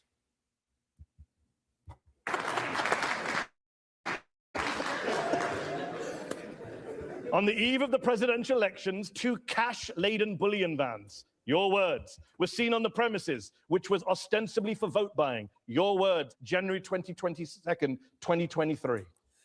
Have you just disowned everything you've said in order to work for this president? I'm coming. What you just said now, I want to put it on record on my own honor. That's not what I said. So far you've denied 2 things. This one I said, that's not what I said. Before you said it too. Well, let's just keep count. Let me tell you what you do. You will have an idea of a phrase or a word in a sentence. They coin the other part of it to project what you want to push out. I read the entire sentence. No, but that's wrong. No. Let's read it again. Wrong. On the eve of the presidential elections at Lagos, 2 cash-laden bullion vans, your words, were seen on his premises located on 26 Borderland Street, which was ostensibly for vote buying. Your words. You can just say I don't agree with what I said, then I was lying. I don't agree with what you said, yeah? No, with what you said. In fact, in 2023, you said that he bought his election. Did he buy his election? At the time, I thought. But when it was litigated in court, the court found that he didn't. So you thought he was vote buying, and now you don't. You thought he bought his election, now you don't. In fact, you said it was so corrupt, the 2023 election, Tinubu's win, you said that you couldn't eat food for 3 days. I never said that. Where? Arise News, March 2nd, 2023. I became so sick for the past 3 days, I found it very hard eating food. I'm sure you have a mistaken identity. I never said that. You never said that you became sick. Why will I not eat? Win, lose, or draw, you eat your food and go to bed. this Pakistani Husseini, whatever, Hassan Husseini, Ahmadi Husseini, this Pakistani guy, he has always been a very poor journalist all the way through. I think he started on ITV, went to collect Arab money. Now he's trying to hustle in. He has always been poor, but this is the worst yet I've ever seen him. Just totally nonsensical. The guy was an opposition figure inviting you to have a feeling of mistrust against the government. So go to any country on the planet where democracy is being practiced and tell me how they do it differently. Every single opposition figure invites you with narratives to have a feeling of mistrust against the government. That's how opposition works. So why it's being held hostage to is so you said you couldn't eat because Tinubu won. If he said that, he was an opposition figure. So what's the gotcha? How have you undermined him? He's now a government functionary, and the tone and texture changes. That is very much consistent with globalized practice. That's the norm. I'm going to spend a lot of time enjoying social media after this show is done and aired. Let's turn to our panel, who are waiting patiently once again. I'm joined by Anu Adeoye, a journalist for the Financial Times who's covered Nigeria. Anu, we've talked a lot about President Tinubu and the allegations of corruption, including from Daniel Bwala, which he's now pretending he didn't make. Allegedly, okay. You recently described him as a wily political tactician. How does he wield power? Daniel and others have accused him of vote buying in the past. How does he wield power in your view? Yeah, I mean, I think you need to understand the context of Nigerian politics, right? And this isn't specifically about Daniel, because he used to be in the opposition, now he works for the president in the APC. Well, he used to be in the APC, then he was in the opposition, now he's back in the APC, and he doesn't remember anything he said when he was in the opposition. And I think the crucial context here is Nigerian politics is ideology-free. Yes. Right? There's no left or right, as you were. It's mostly, unfortunately, about, people call it stomach infrastructure. This guy is probably singularly the most illiterate person I've heard, at least in the course of this week. This one in the white sweater is an illiterate person. The Nigerian politics is very much embedded in ideology. The chasm highlights itself. The APC, they're a left of center ideologue political movement. The PDP, which is the only real opposition, is a right of center ideologue. There's something called the ideological divide in politics. To the furthest extreme of the left, you have socialism, you have Marxism, etc., etc. To the further extreme of the right, you have this oligarchical sort of a structuring of privilege and power. So that's the far right, where you have people like the KKK, somebody like Donald Trump is a far right, the MAGA movement, that's a far right. And then politics is played at the center. So if you are left-leaning, you play to the center, which is where where liberalism is. And if you are right-leaning, you play center-right, which is where liberalism is. The APC in Nigeria is a center-left political ideologue. The PDP in Nigeria is a center-right political ideologue. And their policy positioning and administrative style tells us that. So for you to say that Nigeria has no political ideology, just because you want to make an affectation that you're with Western people, it speaks to your level of illiteracy. Structure in Nigeria and self-interest. And ultimately, if you're someone like the president who, for all his many faults, I think is someone who sees Nigerian politicians for what they are. They are self-interested people. And if you can tap into that, it's very, very easy to get people to come on side. I have a question for Daniel, right? Like, what made you from saying all of those things that you now disavow? What was the grand vision that made you decide, I want to work for this guy? First of all, I left him after the primaries because he made a choice of a Muslim ticket. And I thought at the time that would be injurious to the interests of the Christian minorities. I made that decision. and I campaigned against him. And after the election, for the next 1 year, I was critiquing policies of the president. But I saw from January right up to December how this president patiently introduced policies and continued to engage Nigerians across all platforms in a bid to push Nigeria forward. I became impressive about it, and I made a choice to do that. Just in the same way that Mehdi Hassan has worked with BBC, I worked with Sky News, then with MSNBC, and then back to Seteo.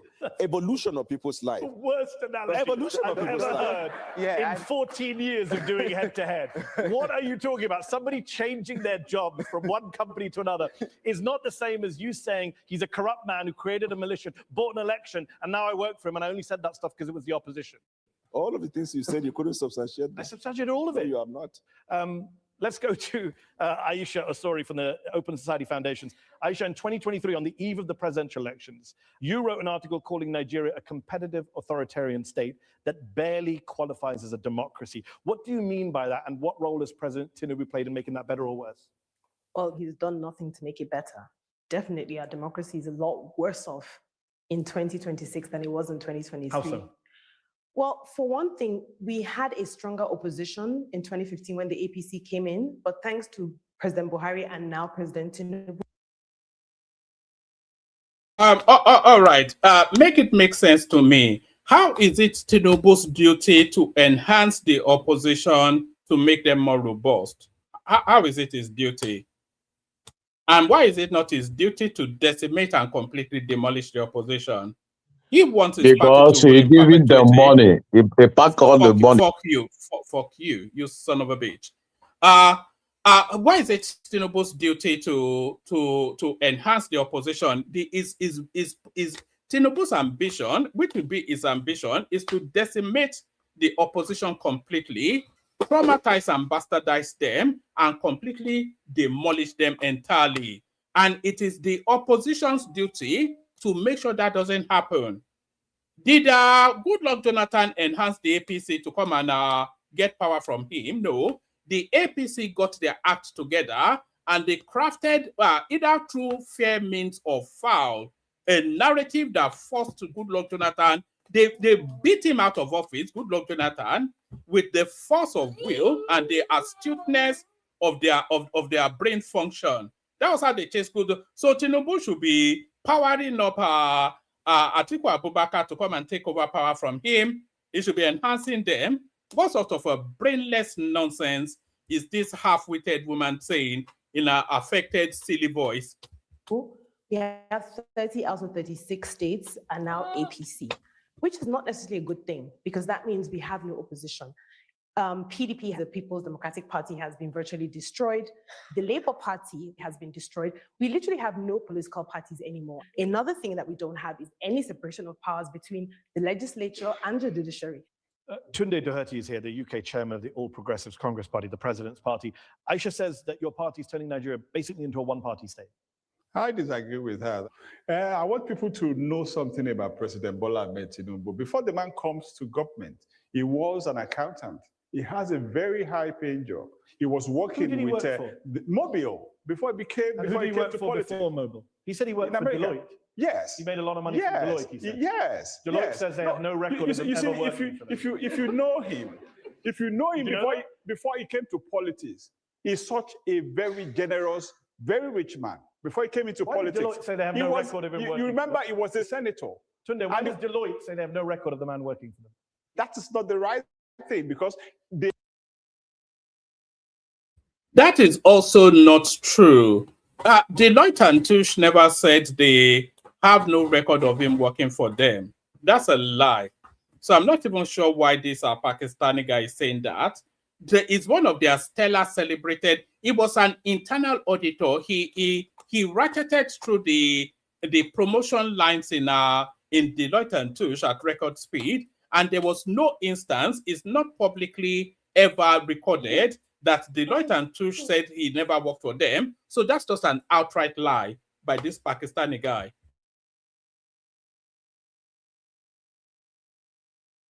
Yeah.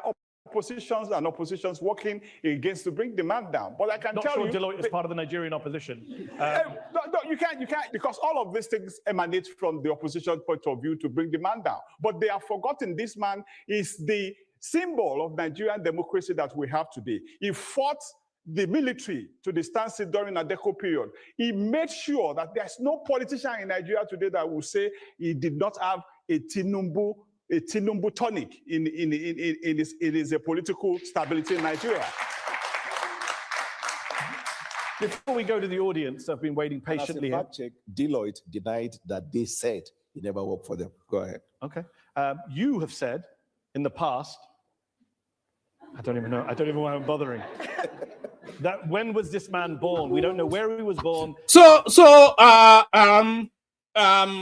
Well, I should have forced him to retract that statement, because he has said now, because a lot of people would defer to Madio saying that he being an independent person outside of Nigeria and he being an international politics, that he would have fact-checked what he was saying.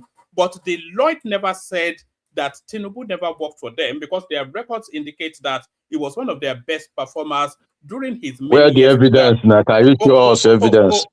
Yeah, get out on Mali. Fuck off. This savage man, it just keeps breaking my stride. Deloitte never said anything like that. And I've now established that Daniel should have forced the Pakistani guy to retract that statement. But we're getting to the end now. Apologies for the interruptions by that obedient guy. He doesn't tell us anything. You complained about this. Now you work for him. Has he told you his birthday? If you don't know when someone was born, first of all, he must have been born before me. I guess you know that. And secondly, my not knowing when he was born, does that have a consequential effect on his birth? You said it did at the time when you raised it as an issue. Consequential effect on his birth? And do you now know where he was born? I don't know. Still? Okay. Let's go to our patient audience here in London's Conway Hall. Let's go to the lady here in the front row first. In 2023, President Tinubu promised Nigerians constant electricity within 4 years, saying Nigerians shouldn't vote for him if he failed. Yet the national grid has suffered repeated collapses, including twice in January 2026. What is the government doing right now to stabilize the grid and improve reliability? Yeah, the government has actually strengthened the partnership between the private sector and the public sector. You should know that we took up reforms in the power industry that has allowed the private sector to be fully involved. Some of the state governments have even reached an agreement where they have off-grid and they run their own electricity company in their respective states. So the progress is being made, and I can assure you, by the end of this first time, you would have seen very obvious change that you'll be happy about. Should people not vote for him if the electricity situation continues to be bad? That's what he said. They will make the decision when that comes, when that time comes. Okay, let's go back to the audience. Let's go to the gentleman there with the hat. Yep. Why should young and emerging Nigerian politicians believe that merit and not connection or lobbying determines their political relevance in the Nigeria of today? I can tell you that lots of young Nigerians are excited by the.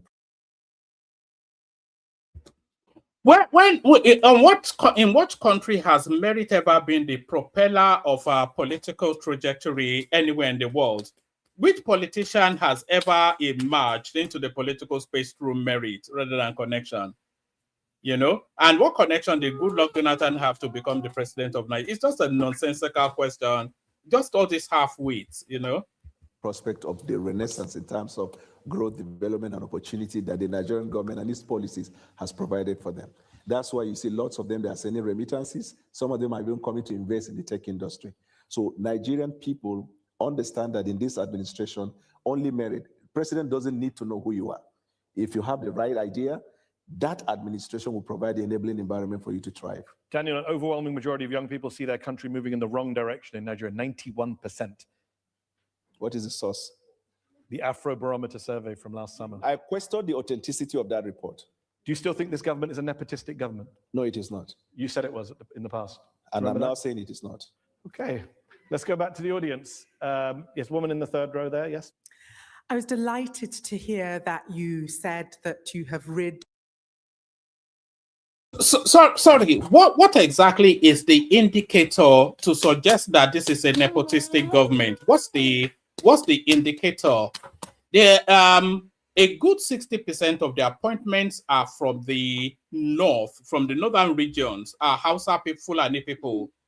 With all I can bring you the statistics yet again. A good abundance of this administration are northerners.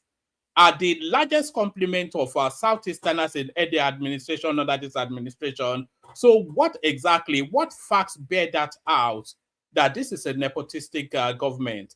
It's just, it's just this gibberish fact averse. Is telling us Deloitte and Touche denied that Tinubu worked for them, when it's a lie, when it's just Radio Biafra that said that. See, that's the go-to now. Radio Biafra is the arbiter of what obtains as news facts in Nigeria. The oil industry of corruption.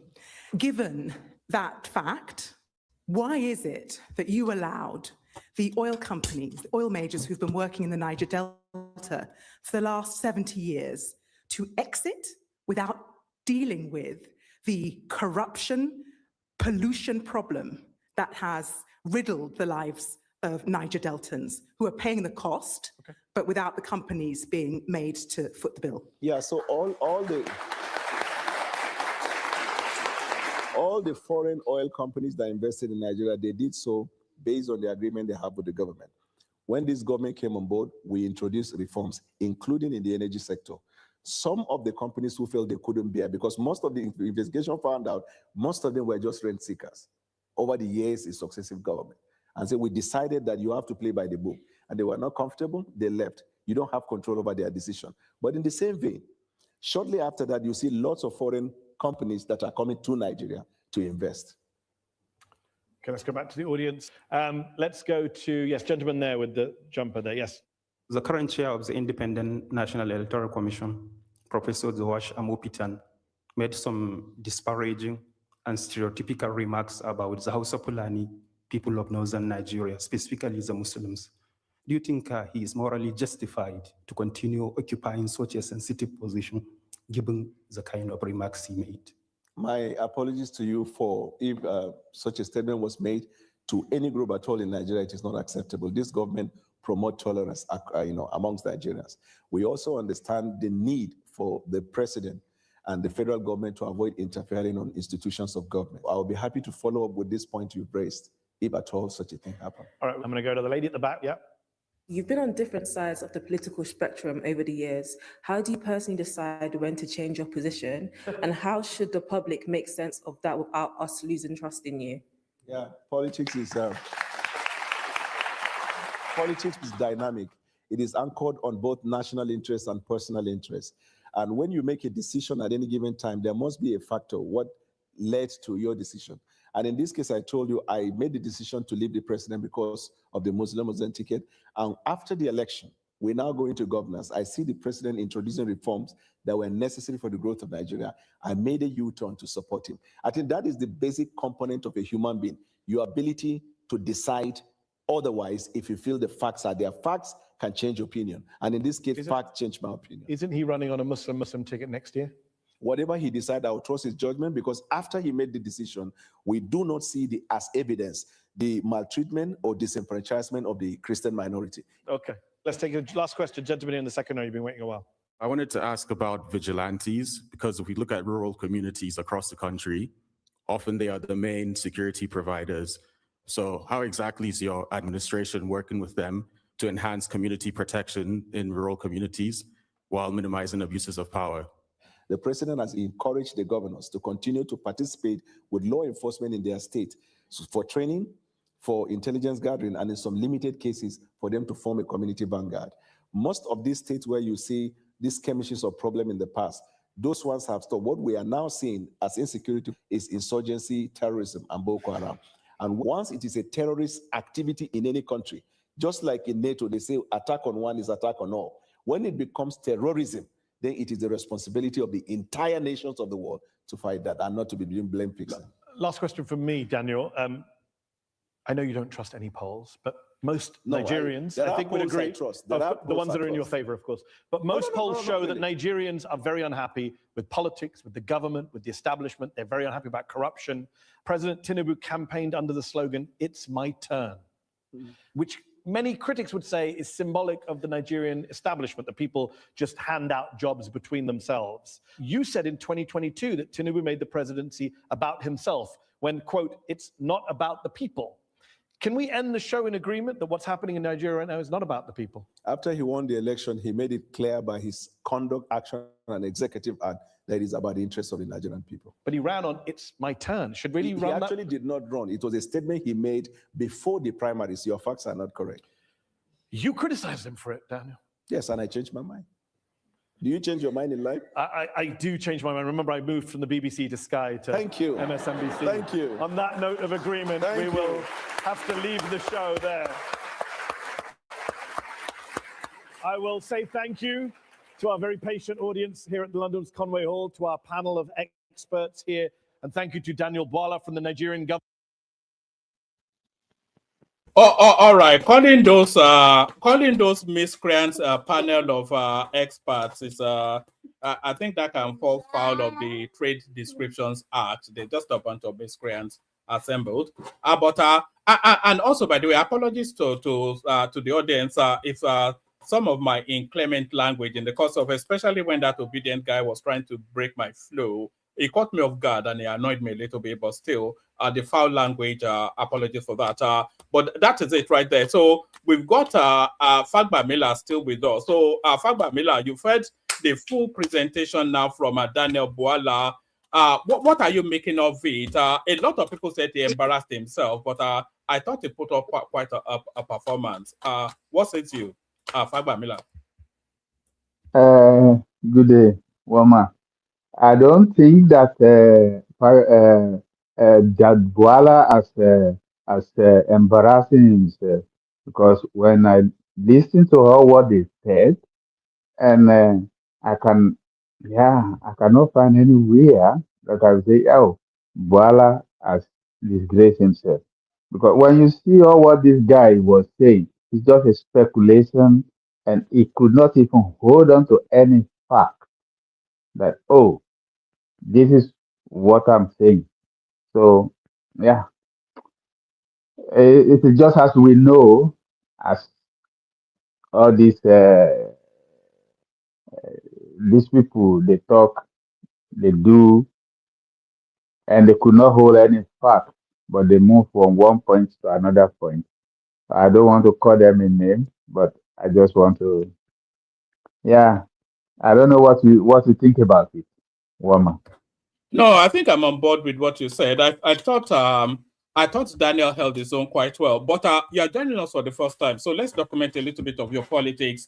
Going on 3 years, Tinubu now, upcoming next election, February. What's your take on the Tinubu's administration so far, and what are his prospects for the upcoming election, January the 16th, 2027? Tinubu all the way, you know me now. The only point, but I've been listening to you for quite some time. Every day, every blessed day. Only I listen on the watch back, because the time I live here in Europe. The time you come up, I will not be able to join you, but I listen up always to the watch back. So we thank God for Tinubu to be at the end of the affairs of Nigeria now. We have had 8 years of Buhari that, it is what it is. But we have new sheriff in town now, and everything is taking shape. Fagba Miller, is it hyperbolic? Is it excessive to suggest that Tinubu is the greatest president that Nigeria has ever experienced? Have you ever, or even the only ever first president? Because by my own estimation, this is the first time we're actually having a president that is trying to build a country. We've never had that in the history of that country. And if Tinubu gets those 8 years, is it too excessive to suggest that after the 8 years and they would have completed the Lagos Calabar, Sokoto Badagry, electricity fixed, insecurity, etc., will Tinubu go down by 2031 as the greatest black man that has ever lived? Is that excessive? I pray that after Tinubu that we will have another person that we overturn Tinubu's term. That's what I pray. But for now, Tinubu will be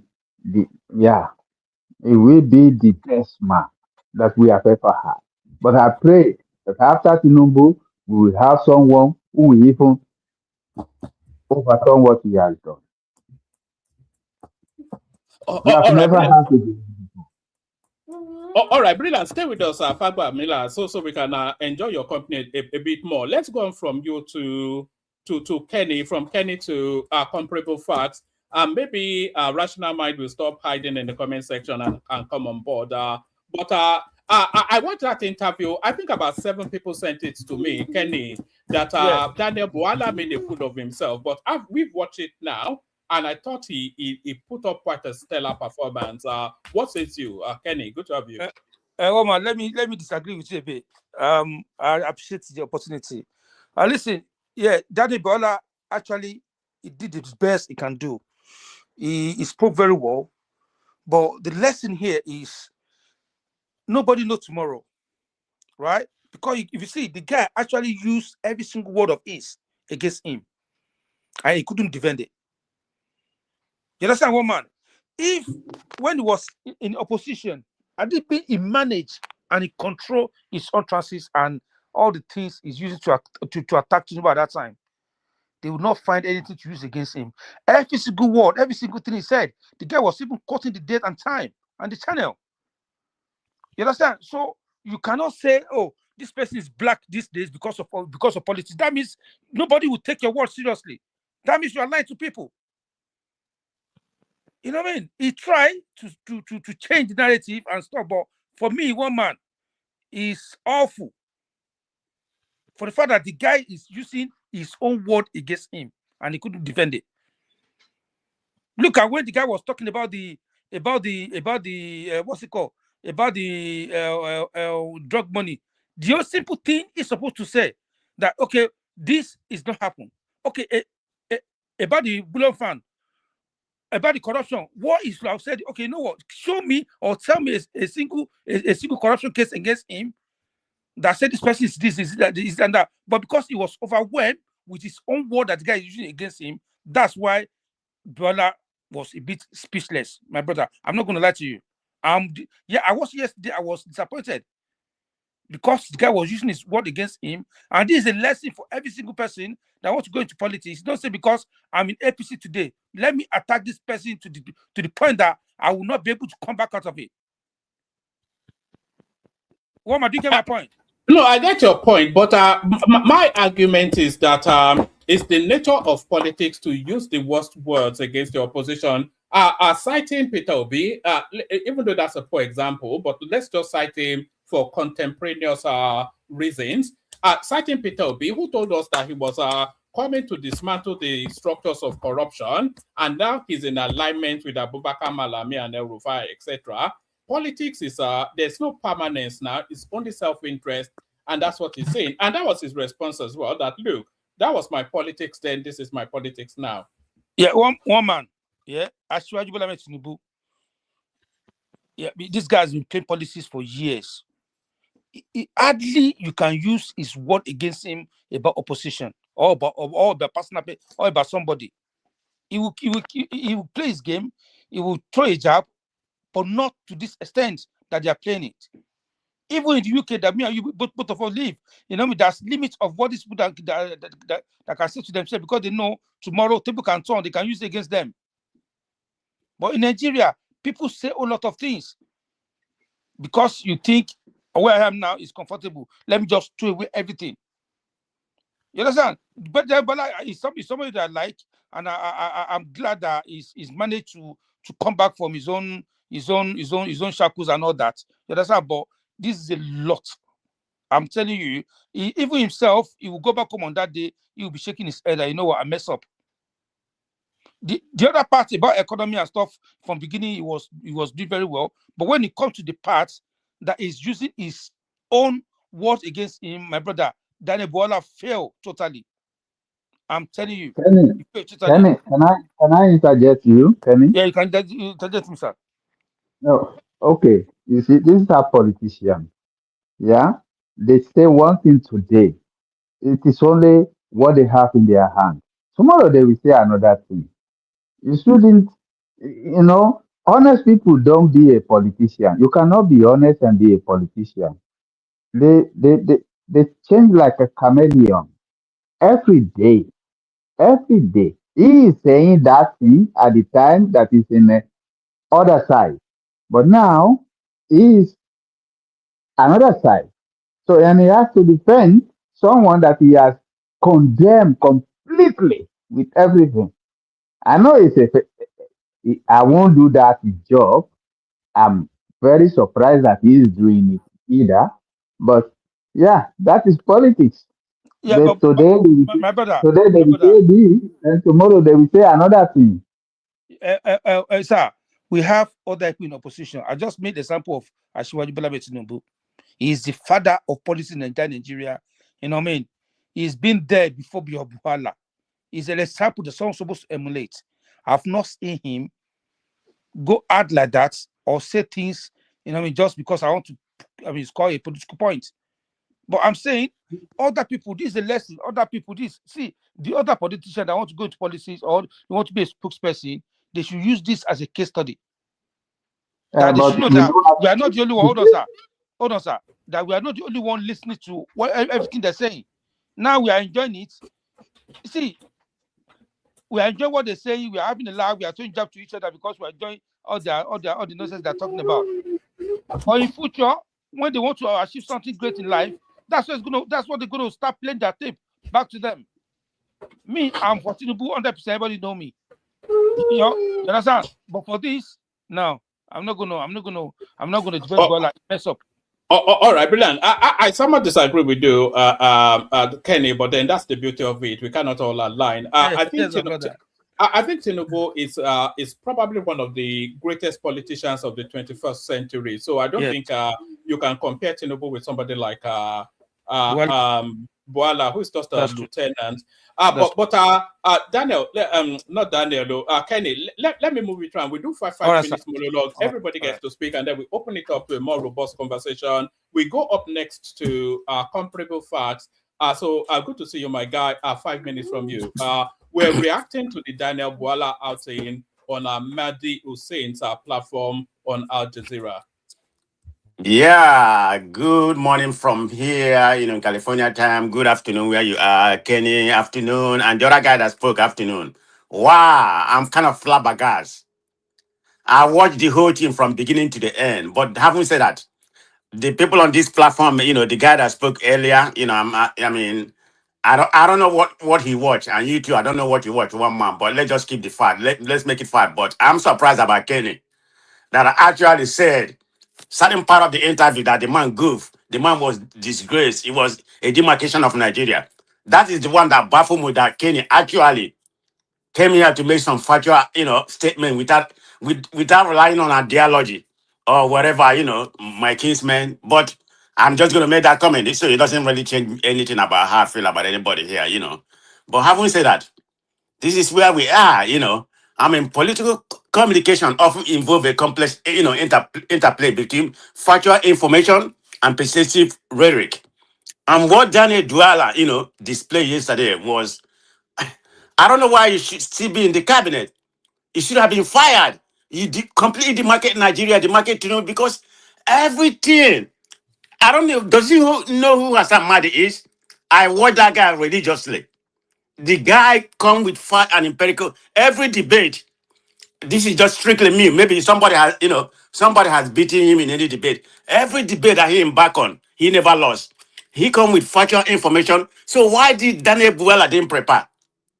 I mean, they are telling you exactly what he said, and you say it's not you. I mean, that's the part that that's the part I thought was disgrace. I'm not talking about him not coming to defend Tinubu. Yeah, you have to. As a politician, that's where you accepted, this debate to defend the government. But you did the worst of all I've never seen. Even the other minister that did the other day was okay, but this guy just lied. This is fact. The only thing Madi put everything that he said, and he said he didn't say it. The only thing Madi didn't do, he should have bring a video of where he said it, because those videos are compiled where he said everything that Madi said. But he did not. That's the part. How can I believe the lie part of it? Forget about defending, defending Tinubu. All politicians does it. Here in America, everywhere. It doesn't matter. But when somebody quote what he exactly said, you just lie, say, I didn't say it. It doesn't make sense. Everybody in the audience know that the guy was lying. And it's a disgrace to the country having this kind of person. You think he was in a Rise TV. One man. I know how you are, so I'm not gonna put you in that category, okay? But the only person I'm gonna put in that category is Kenny, that says somehow he didn't present himself. But the other guy, I don't know what you watch. Okay? I'm not here to battle with you or whatever, that's your opinion. But any human being, any reasonable human being, know that Daniel Bwala, didn't put himself well by any means, not even a minute. He made some points about the government, but this guy was putting Barbados. That's the part that was so annoying. He said, I didn't say it. Did you see me? I said, oh my God. If that's the only part Maddie didn't prepare, bring the code live, exactly where he said it. But one man, Daniel Bwala fell, okay? Fell all the way. Do, There's do you nothing. do you think context matters in political? Yeah, contest matter, pronouncement? but that's what he's trying to make, that every time he say contest matter. Yeah, contest matter. But this contest is very, very clear that this is what he said, regardless of the situation. The context matter, but that's exactly what he said. That's the part that he did not put himself Do well. you think the role of the opposition is to try and disparage the government and undermine them? Do you think that's Yeah. what opposition do? Yes, here and in Nigeria, that's what they're supposed to do. Yeah, he was in that, but It was an opposition figure now. So should he have been exactly one man. I'm not quarreling that part. about the virtues of the government? Should they have been singing their praises? No, one man, you are definitely right. But the problem is that what you said, and they told you say it's not me. Come on now, one man. Let's be realistic. Let's be human. Let's be mature to a certain extent. It's the part that he was lying. He could have pivoted. If you're a good politician, say, yeah, I said it, but he said he didn't say it. Can I ask you one question, sir? Yeah. Okay. Well, Daniel Bwala was an opposition. And he said all what he said when he was an opposition. But now he has shift the camp. He joined the ruling party. Do you think he should still continue saying what he was saying when he was opposition? Okay, thank you, brother. Politics is very dynamic and it shifts, particularly when it comes to Nigeria space. They have no doctrine, they have no ideology. There's nothing like conservative or liberal, where your ideology, supersede everything before you move to one party. Every other party move. But having said that, is the part that Hassan said. This is what he said at this day, at this time. That he said, I never said it. Come on now, brother. Do you believe what I'm saying? I'm not saying he's in defense Tinubu. That's what he's supposed to be. If that time when he was in opposition, he's supposed to oppose the government. But what you say is what you say. This is the day of media. Everything you said is there. If you look at Nigerian space right now, they went to the extreme. They have compiled everything that he said and what he lied here. And Madi is gonna see it. Well, he already know. So that's the part I'm saying. Two more minutes, Prestige. Then we go to Ola to Niger. 2 more minutes. Yeah. But I'm eating right now. But that I'm not gonna take that much time. But go ahead and go to the next person, okay? Then I will join when you open, okay?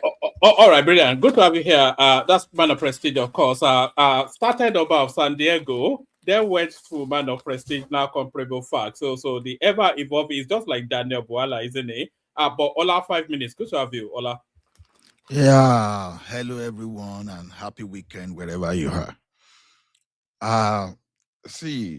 This drama, one good thing about what is happening now is that I think the global community is watching over Nigeria. They are looking at whatever that is happening in Nigeria, which I think is good for our democracy.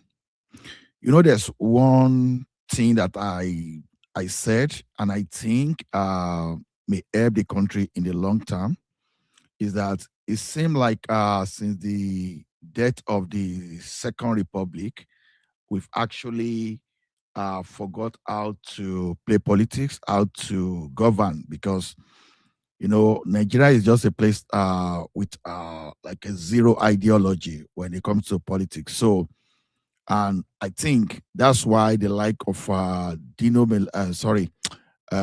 Mockery and this Bwala now are walking into serious trouble.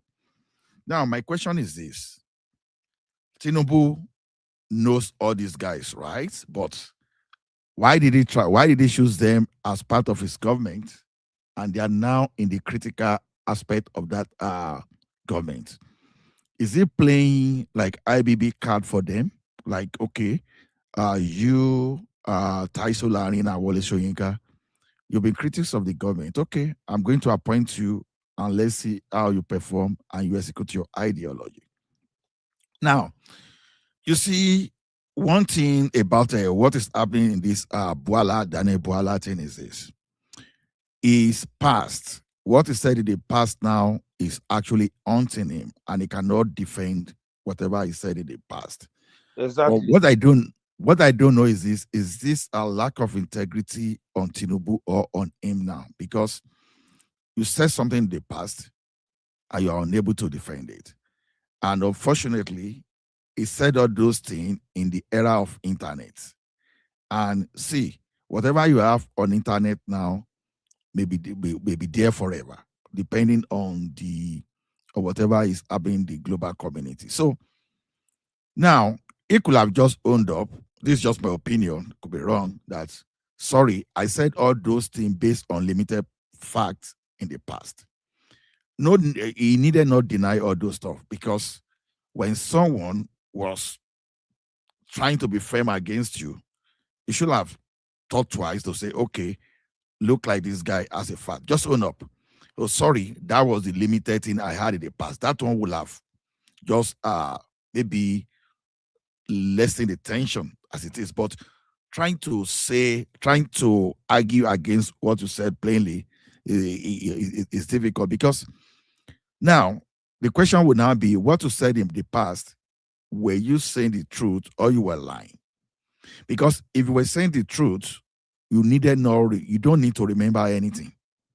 But if you are lying, you need to remember a lot of things, and you have to be consistent with your lies for you to cover. So I don't know. I think the like of Bwala and Co. Any politician, you should be wary of what you say. Don't say because you are bitter against your opponents that you just have to say anything or everything you cannot defend. Or at least you should have some level of integrity that, okay, because I said this thing in the past and this thing can hurt me, if you get this type of appointment in the future, let me just step aside. I will not take it. So to me, yeah, he throws bad lights, I think, on Bwala more than Tinubu himself, because 2 more minutes, Ola, and then we're going to Niger. 2 more minutes. Okay. Because basically it's like tactically, it's like you are denying everything you said in the past, or you just swallow whatever you said in the past, which is not good. But the positive aspect of it is the fact that the global community, they are watching, and I think whatever that, because I let's not blame that journalist. He's just doing his job, and I think whatever he's doing today, if Nigeria will ever be together tomorrow, will help our politicians to develop.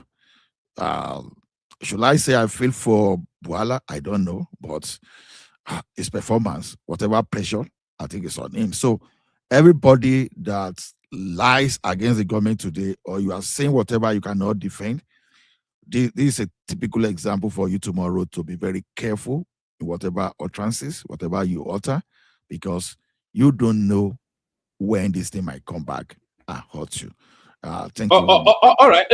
Just one question, very short answer to it, and then we're going to Niger. Do you think the presenter? Do you think he was paid by the obedience? Did you get the sense that He was bribed by the obedient. One man, one man. Hold on. I'm coming. It doesn't. It doesn't matter. Even if it was paid by obedience, then kudos to obedience for at least for putting pressure. That's our that's what I think our opposition politics should be played. If they put pressure on him, they paid him. Please let them pay him more and expose more so that put everyone on his toes. So we can't be saying Shaki or to everybody. We have to, even if you are at 90%, we have to put pressure for you to do 90%. So obedient, please pay more and let's have more. One man, can I say something before I drop, please? Mr. Can I have a question? One man, Bwala should resign as of tomorrow for what he did today. I'm telling you, it's a disgrace on his state. Haba, you go that far? Will you go that far? Yes, because you know me now. But one man, he is not bringing any political capital to the government. It's one man that will give you permission to ask question. If one man say, ask me a question, of course. You're a host now. Okay, ask him a question, very brief response, and then we'll move it around. We've got two Niger waiting and Rational Mind there as well. So Okay. after question, brief response, we'll move it on. Yeah, Mr. Ola, do you believe that person like Bwala, they are political jobber, that wherever who employ them, they serve? When Atiku has employed Bwala serve Atiku. And now when Tinubu employ Bwala is serving Tinubu. At least the fact on ground now, that is what he's saying. You understand? Yeah. Reno Mokere and Bwala, they are just political jobber. All what they say, they have to serve their. They don't. I don't think they are ideological. Well, we can just be betting on. No, they are just political jobber. It's just at least they've developed their brand around that, so everybody knows them now as political jobbers based on fact on ground. So you may be correct. All right, proving otherwise.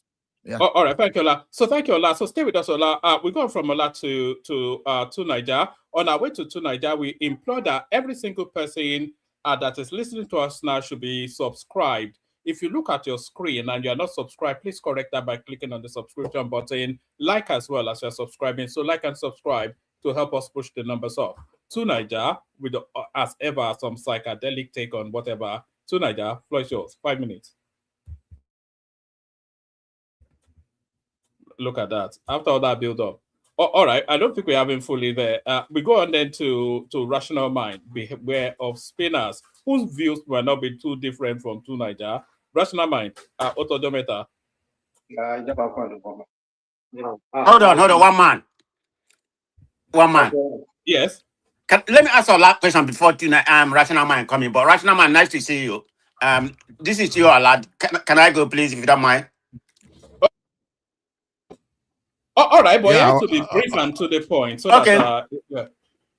Okay, Ola. Like I said, many Nigerians, described the Al Jazeera appearance as embarrassing, for the government. Do you think that Daniel Bwala interview helped or hurt the administration image internationally? What do you think? Sorry.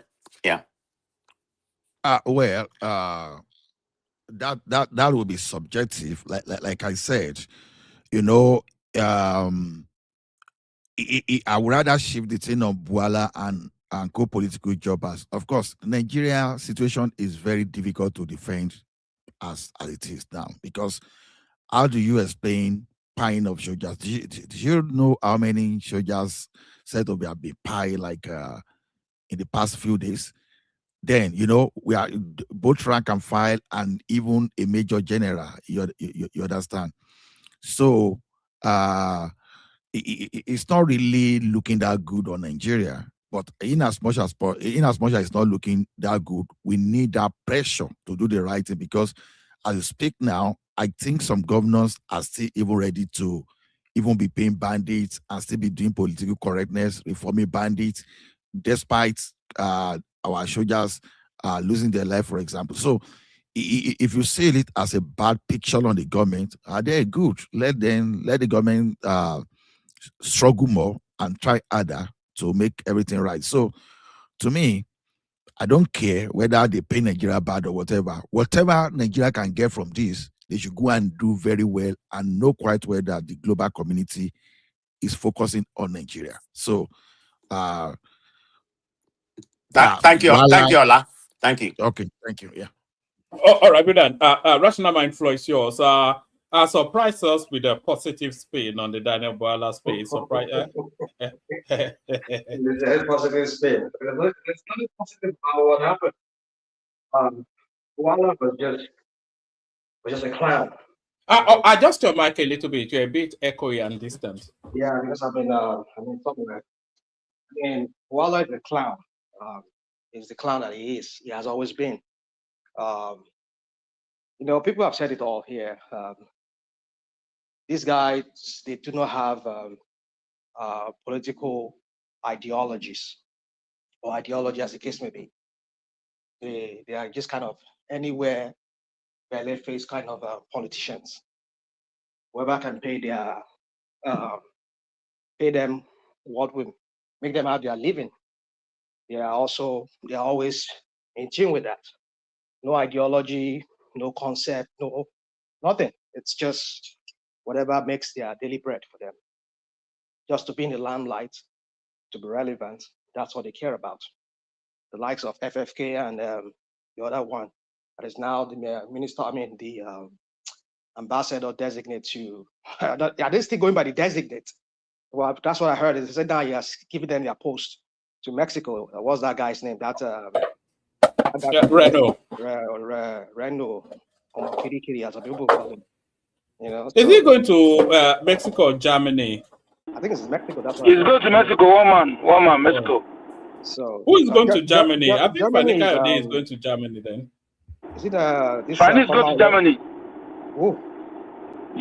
Fanny is going to Germany. Oh, Fanny, yes. But then this guy's wife, former Oyo State Governor, Florence, what's his name? She's going to Austria. I think one of their sons is in Austria. Was born in Austria. I think Jumobi has a oil company here in America, in Texas. And there's somebody who knows him. So yeah, that's why I'm speaking to that. So anyways, my point is just that these guys, they do not have ideology. You know, the thing is this, for me, the whole thing I see about this Bwala thing is that I think Bwala has hit the rock. If Tinubu does not sack him or post him like this one here did to his Homeland Security chairwoman or secretary by taking her off the Homeland Security, then moving out to somewhere else. If Tinubu does not do that to this guy, then it's still, even if he does that, does that. It reminds me of what Jesu Tega said when he was alive, which that guy's dead to this very day. I'm still doubting it. If Tinubu does not have hands in it, or the Tinubu people does not have hand in it. Because, you know, it's been said, Erufai said they imported some kind of chemicals that is known to slowly cause your death, cause someone's death.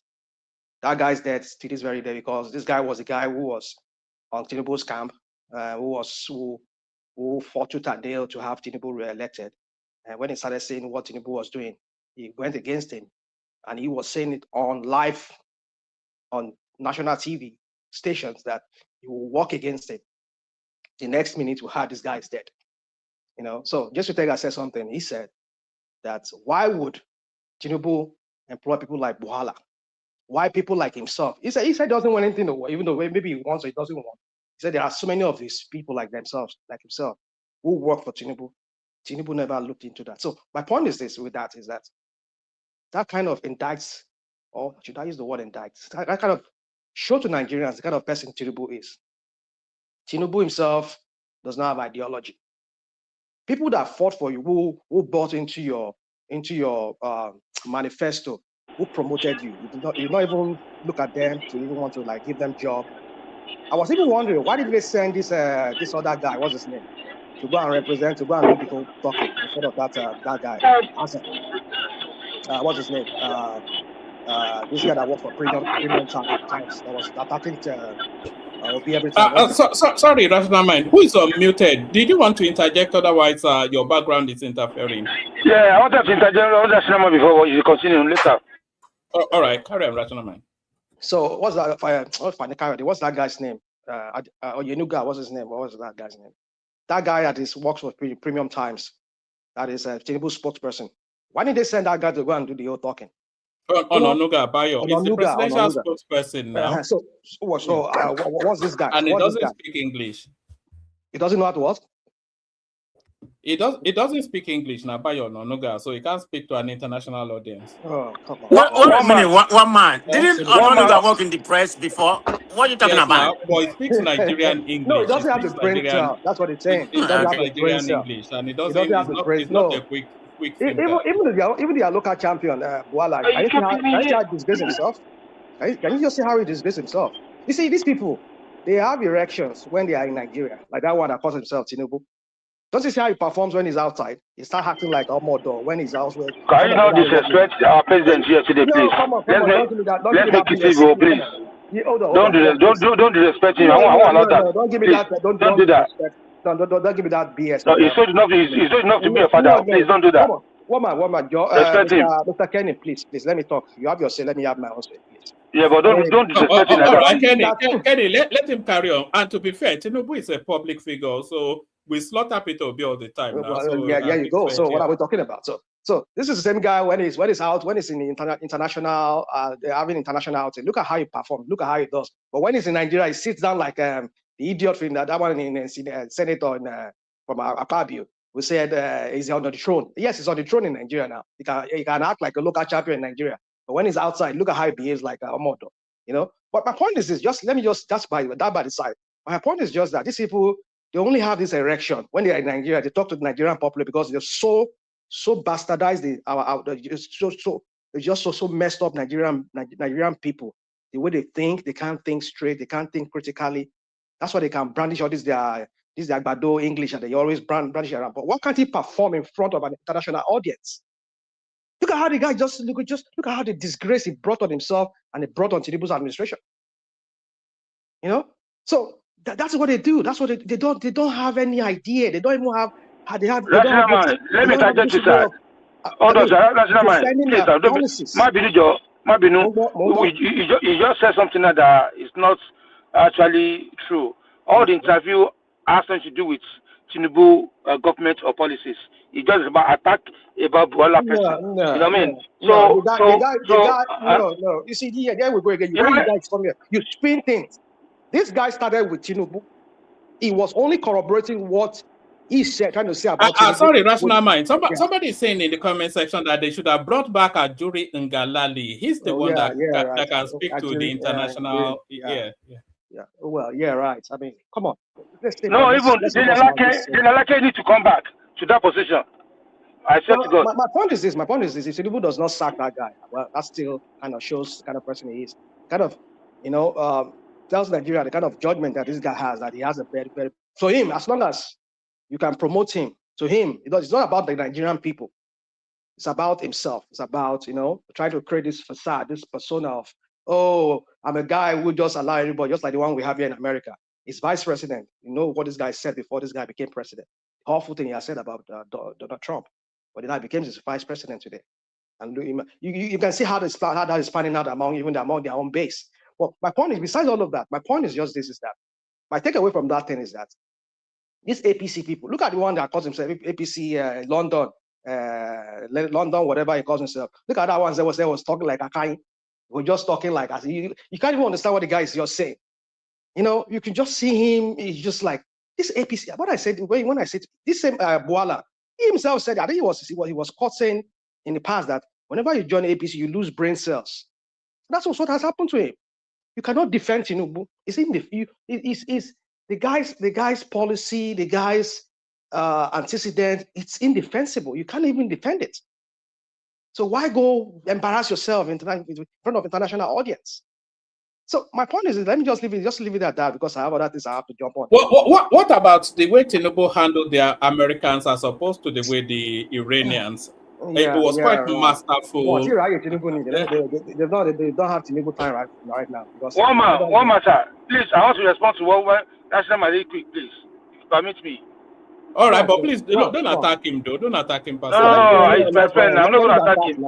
I'm not going to attack you. I just want to correct him. I want to correct him a little bit. You know what I mean? For You know, keep saying you want to correct. Kill ain't correct. I mean, yeah, let me data. okay, let me open your let me open your eyes to see some things. Yeah, see, we are all talking about this. What's it called? This interview that Daniel Bwala just disgraced himself. It has nothing to do with Ashwabi Tinubu. You understand? And I'm challenging you to a debate, me and you. Yeah. Let's talk about policy of Ashwaju and policy of your opposition, the person you are supporting. One man should leave me and you together and debate about these things. No problem. Ashwaju is the best. Listen, is the best. Yeah, there will be no attack. Let's talk about policy to policy. No problem. And I'll give you, I will lay down one by one what this man has done. He is the best president that's ever happened to that country in this of Nigeria. Look at our foreign reserve. Look at foreign reserve now. Since how many years? Even World Bank, they said they are studying Ashwaju reform. And they are telling other nations to follow steps and copy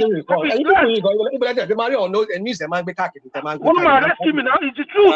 It was well publicized. The video went viral now. You saw it as well. This was what Azan said. Why people always about validation from IMF? I'm telling you, fact check me. Like, what are you people talking about? How many times have you heard? Don't give me that verify. Don't go and steal somebody's. Don't do. Is that your slogan? Your OB slogan? Verify. Yeah, what I'm saying. Don't go and steal a big slogan. Go and verify. Now you can know and go and verify them, right? But when is your time? You people, you make mockery of him for saying, you see, you people like to do this thing. Hey, IMF, but when they quote the same IMF stats against you people, quote your Bureau of Statistics, they quote, look at what they were quoting in front of this guy yesterday. They were denying it. Hey, amnesty is biased. Yeah, if amnesty talks something good about it, rational mind. See, everything that guy said, everything, every question that man asked Bwala is not all about truth, it's about hearsay. There's no fact in every attack. I'm blaming this guy. I'm blaming Bwala. Those numbers of people that were killed as a result of insecurity. I don't know facts. Rational mind, if you don't mind. Rational mind, if you don't mind. Sorry, Ola. Let me drop you. Shut it down. Thank you, everyone. See you tomorrow. Wake up tonight. Why are you leaving now? Why are you leaving? No, I'm still in the background, but I have to go and. No, I'm still here. I'm in the background. Mr. Woma, I have a question for you before you go, please. Yes. Okay. It has been a long that I hear from Ajani Koko and Mr. Kulata. What happened to them? Well, I don't know. You know, Ajani Koko is all right. I contact. I'm in touch with Kulata every time, so he's all right. Hopefully, he'll join us again at some point. Ajani Koko as well. I speak to him periodically. He's all right too. But you know, we open up the place. Whoever turns up. You know, they're with us in spirit if they're not with us in body. But I cannot give you an answer to that. Unfortunately, you see, Rational Mind now. We've not seen him for weeks. Here he is now. Maybe we'll see him tomorrow. Maybe we won't. You know. Yeah, no, hold on. I can tell you about Kulata. I can tell you about Kulata. Kulata has been hot. You know, the incident that he had with Chioma. So his feeling has been hot. That's what it is. Why is it still hot? Because, I mean, what's going on? I mean, he's not a man. I mean, you're having a beef with a girl. I mean, like with a woman, and then you're still acting like a... Come on, let me reserve my... Anyway, I think one man need to saw that I was listening on that day too. I heard what happened that day. Please settle that thing, please. Who has never been insulted on this platform? So have I not been insulted on this platform? Have people not called me names? Have people not treated me with insolence here on this platform? But here I am. I'm still here. Not because of anybody. I'm here because of one man and people to hear the truth. What are we doing here? I mean, they will come back. They will come back. You don't see Kulata Egbagboro. Kulata Olenworo, because he has been here. He has said so many things about Tinubu. Rational mind. Rational mind. My thing is this on this. You know, it's not as if Tinubu is not competent. It's not as if he's not doing some good things. Hold on. But the past is altered because, you know, the lesson we are learning here is this. you want to get something. For example, you want to pass an exam. What is happening now is this: I'm not necessarily passing judgment because we are all human, right? It matters how to pass that exam. Now, you went and passed your exam through examination malpractice, and someone now raised that in later in the future. You understand? Even if you are the number one most genius in the world, as long as they are still able to bring out how you manage to pass exam, then that's where what is facing Tinubu is coming from. See, you cannot deny how APC, for example, weaponize insecurity to get to where they got to. You can never deny that. So you can never. So it makes everything messy. But if you want to look at that thing in a you isolate things. You want to look at that critically. Do you believe that Tinubu is bringing the country back, to on track in restoring the country? Well, I stand to be corrected. I will say yes. You remove you execute the subsidy things. You understand? That's where some people used to steal the country's money. It's positive. Your naira floating naira. Now that's another place where people used to just allocate dollars to themselves without doing anything so solid and make millions, billions of money. So NNPC now we are having this story of about 210 trillion naira, and is putting light on those areas. You understand? All those Why things do not put on the right appears area? to be Don't positive. skim through all these things. You're saying all these things because these are just a talking point people like to do here. You just keep saying things like, okay, you're talking about 1.24 something trillion that you said it on cover recently. What is he doing about? You just said it now like as if he's doing something. Like you talk about his fuel subsidy regime and everything, and naira now make it look like as if he's achieving something. Tell me what has he done about that 2.something trillion? Where is that money? He's the same guy, not there. The same guy, the same MD that he puts there. The same new MD, the Yoruba guy from Kwara State. Ask So, yourself what is a he doing? simple. Are they cover Ask the yourself. money? The Ask last one we heard yourself a about it, simple. they wrote it off. See, They wrote the money off. Is that what they said? you know one thing I've But you preached make it here sound is like that as if he has done something magically, he has discovered the money somewhere. You see, this is the dishonesty that you people like to do. You will use some half truths, half lies. You shock it here, just to deceive the people of Nigerians. I mean, you people, you need to go and get this your lie right, because sometimes when you just do something as if everybody's just so dumb that we can't even factor. We can't really see when you people are being dishonest. You just said it now that 2.3 something trillion naira that was missing. Now Tinubu has done something about it. What has it? Okay, tell me, what has it done about it? Hold on, bro. See, I have preached control, preventive control, not only damage control. You see, one thing is this: you discover that 210 trillion is unaccounted for. Now you know that, okay, why didn't we get accountability for this thing? You understand? You're not still okay. You discover that you were supposed to be paying into the federation account. You were not paying. You were just doing the money the way you like. And this man is now saying, okay, going forward, this thing has to come into the federation account. That's a preventive control mechanism. Now, when you now want to do damage control, it's another thing. You are creating opportunity for lawyers and those people that want to make money. You will hear a lot of noise. Maybe you'll be battling that thing for the next 10 years, 15 years.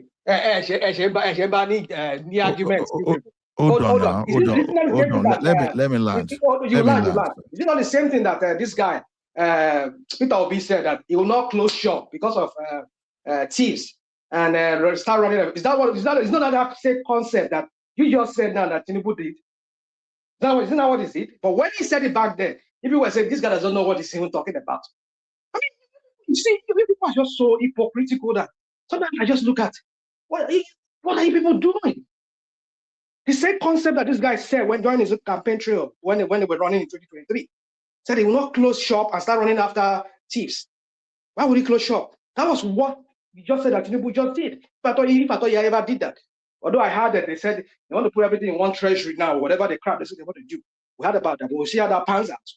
Because these people say one thing, we see another thing done. But it's not the same concept of what this Obi said. Is that what Tinubu is applying to the NNPC? That every money should now go into one treasury, to one account, rather than have this multiple Anyway, accounts they have. I don't know why you direct that at me, but then let's listen to AKO to speak first. And so I know my time is all because you guys were interjecting me, but no problem. I need to bounce. But my point is just in conclusion. I know maybe other person needs to speak. But in conclusion, you see, you people need to stop this your crap of coming here and promoting Tinubu like I say Tinubu is some kind of like some be all and be all. Like what are we talking about? Tinubu is just a human being like all of us. I mean, like people praise this guy to higher heavens, like the idiot in Senate, because he's on a throne. Like I see Nigeria is a monarch. What kind of leaders are we even electing in that country now? They don't even know what to say at the appropriate time, at the right time, how to even defend their policies, like the one I went to defend Tinubu Hazard. What are people doing? And you people come here, you start having erection over things like that. That doesn't even make sense. You'll be brandishing some kind of stupid policy that it doesn't even make sense to anybody. In Nigeria, you people will be like, look at the other day. They were slaughtering people in Borno State. That one from Borno State, the vice president was busy throwing around the philosophical talks in front of people. He was just throwing party every day, every Friday, every wherever. He keeps throwing party. When Nigerians are being slaughtered, taxpayers' money are being used to feed themselves, live ostentatious lifestyle. And you're here telling me about policy of what's policy and what bank did this, IMF did that. What are we talking about? How are that Can I just add something? I don't know if you can hear me. See, the entire thing is. We've called you on to Nigeria. We've called you for your 5 minutes. I'm done. Mr. Ola, you can let him go. Don't worry. We've called you earlier, so take your 5 minutes turn and go ahead to Nigeria. All right, thank you. So yeah, I saw the interview, and just to feel a little bit sorry for Bwala from the point of view of victims of this in Mehdi Hassan, is that you hardly go there and look very good, except you are there to tell the truth and nothing but the truth. And funny enough, most of the people that go there, they think they can outsmart him, and they find out the wrong way that they can't. At some point during the interview, Bwala started looking like a total joke, because almost from one statement to another, he was just making people laugh and talking nonsense. And I think they're just not used to being asked certain questions that actually point out that their answer doesn't make sense. And this is another thing that Nigerian journalism should learn from. Because when they ask our politicians questions, they talk nonsense and they just get away with it. And I can't believe how many times they asked him about the insecurity situation in the country, and he was just like, we are doing our best. What do you mean you are doing your best? You're not doing anything. You're not doing anything. This week, yesterday now, I hear that they kidnapped about 100 people again. This is the thing that they do. They just tell us that they're doing something. They're not doing anything. And the idea that I think somebody said something about President Tinubu did something with, he handled Trump. This is the game we play all the time, isn't it? That's how we sold our people to Igbo people, because we handle them.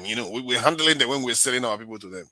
We keep twerking for foreigners and thinking that we're handling them, because we think that the hardship that we are avoiding is not going to come, as if we are not already dead. Look at us. Look at our nation. And do you know that the Nigerian government went and signed our health records to foreigners? Do you know that? Now, every Nigerian's health record that is available to the government is forwarded to America. And they bring American expertise into Nigeria to be collecting our DNA materials and everything and send back to America. Because America wants to claim on paper that they want to use it. They want to use Nigeria and many African countries as their kind of early warning system in case there's a disease outbreak. This is what our people do. Then in the tax bill, they give our data to the French. They are selling us bit by bit, as if they've not sold us already before. They're still not bit by bit. Now we have one in Nigeria. What kind of game? I don't. Maybe I'm beginning to lose hope. Actually, we are done. I don't know why we're bothering. Why don't people? If these want to take us right now, they can take us. Maybe the only reason why America is not daring to do it because they know that they have a lot of black people in America that will cause a lot of trouble for them. Maybe that's the only reason why. After they deal with those black people, they might come back directly to us again. This entire thing is a joke. We are a total joke. America doesn't share health data with us, but we give it to them. You see, when Trump was threatening Nigeria, I think many Nigerians were busy supporting him. Like the mumu we're supporting him to threaten Nigeria, forgetting that this guy doesn't care about you. All he cares about is whatever the president, whatever he wants from our leader. And our leader now, given how conciliatory they are, very very conciliatory. Welcome. Take whatever you want. Take if you want our people's health data, our women's this in genetic material and everything. Take the record. Take it. Do whatever you like with it. To Niger, isn't it the people that want to do that? They're asking for Trump to come. Then the people that are asking for him to come, they too, their mumu too is not wear trouser. Because our people, they don't have foresight. They can't see the bigger picture. They don't have. They are all into their feeling, and these are men. They are all into their feeling. You invite foreigner, and you forget that Trump himself, whenever he goes to any country, he will still leave the people that you hate in power. What did he do with Maduro? He took Maduro out and left the other people in place. You think he cares about? He doesn't care about the people of Venezuela. He just cares about to Nigeria. But look at it this way: asking Trump to come does not necessarily mean it will come automatically if he has no loopholes to come. So we created the environment, not necessarily because people are shouting. Now, if there was no terrorism in Nigeria, for example, if there was no genocide in Nigeria, for example, even if people shouted from now to tomorrow that Trump should come, Trump will have no basis of coming. So the reality is that with mess, no, of course, we hide under excuse.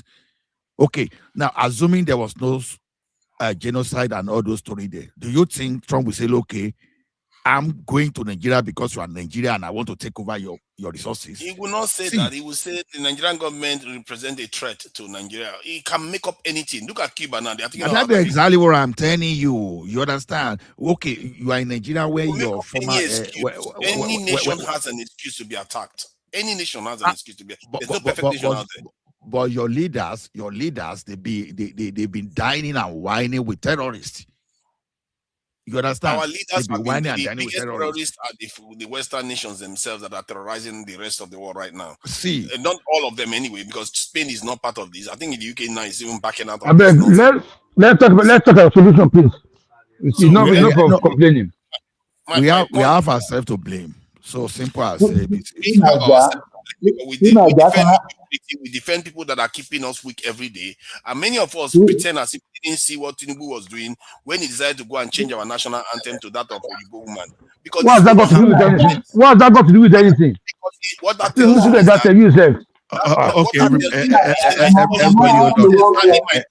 everybody hold on. Everybody hold on. 1 minute. Nonsense. Hold on. Fagbamila Ejoedro. To Nigeria, 1 minute more so that we usher in AKO to speak. They just 1 minute already. I barely spoken and they are 1 minute already. He barely even said anything before you started saying 2 minutes. I've been at 2 more minutes remaining. No. What do you mean? Wait, guys, wait.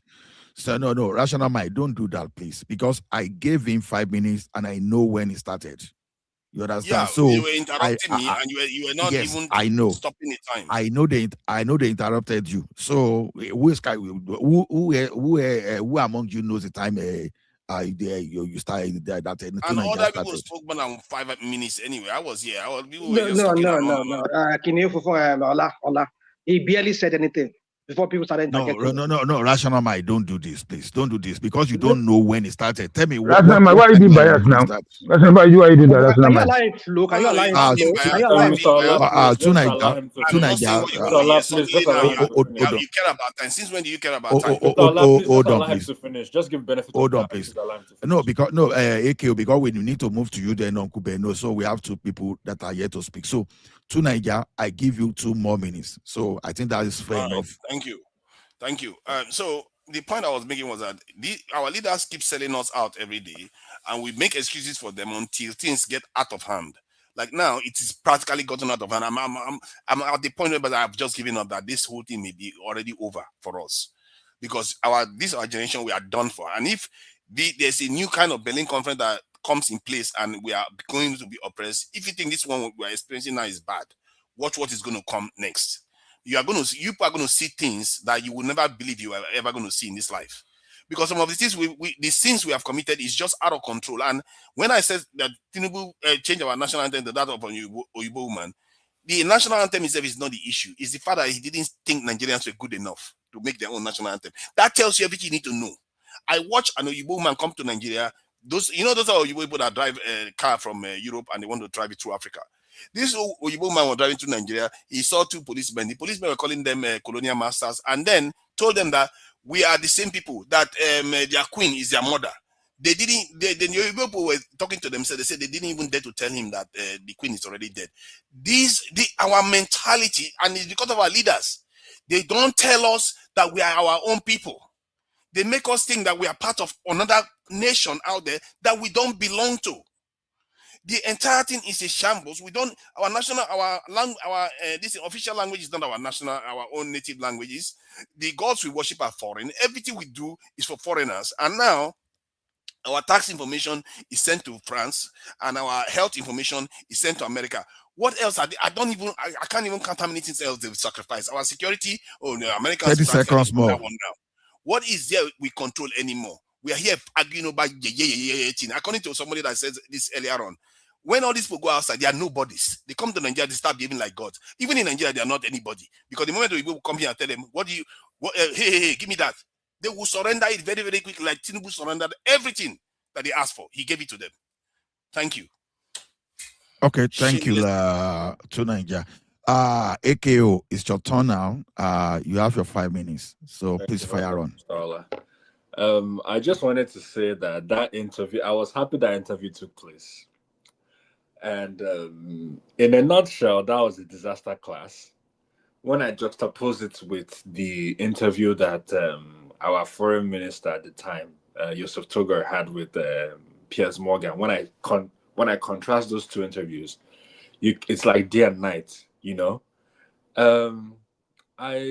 I said, what? First thing I thought to myself, I was like, I want to go look at this man's antecedents.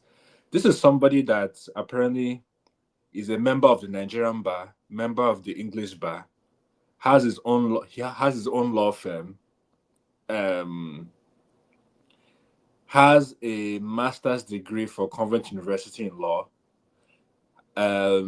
pursued a PhD research, but you can tell that all that doesn't reflect in the way he speaks or his cadence, and it shows to you that there are levels to this thing that we call being a spokesperson or being an ambassador to a nation, and I think David Bwala, to a larger extent, is kind of reflection of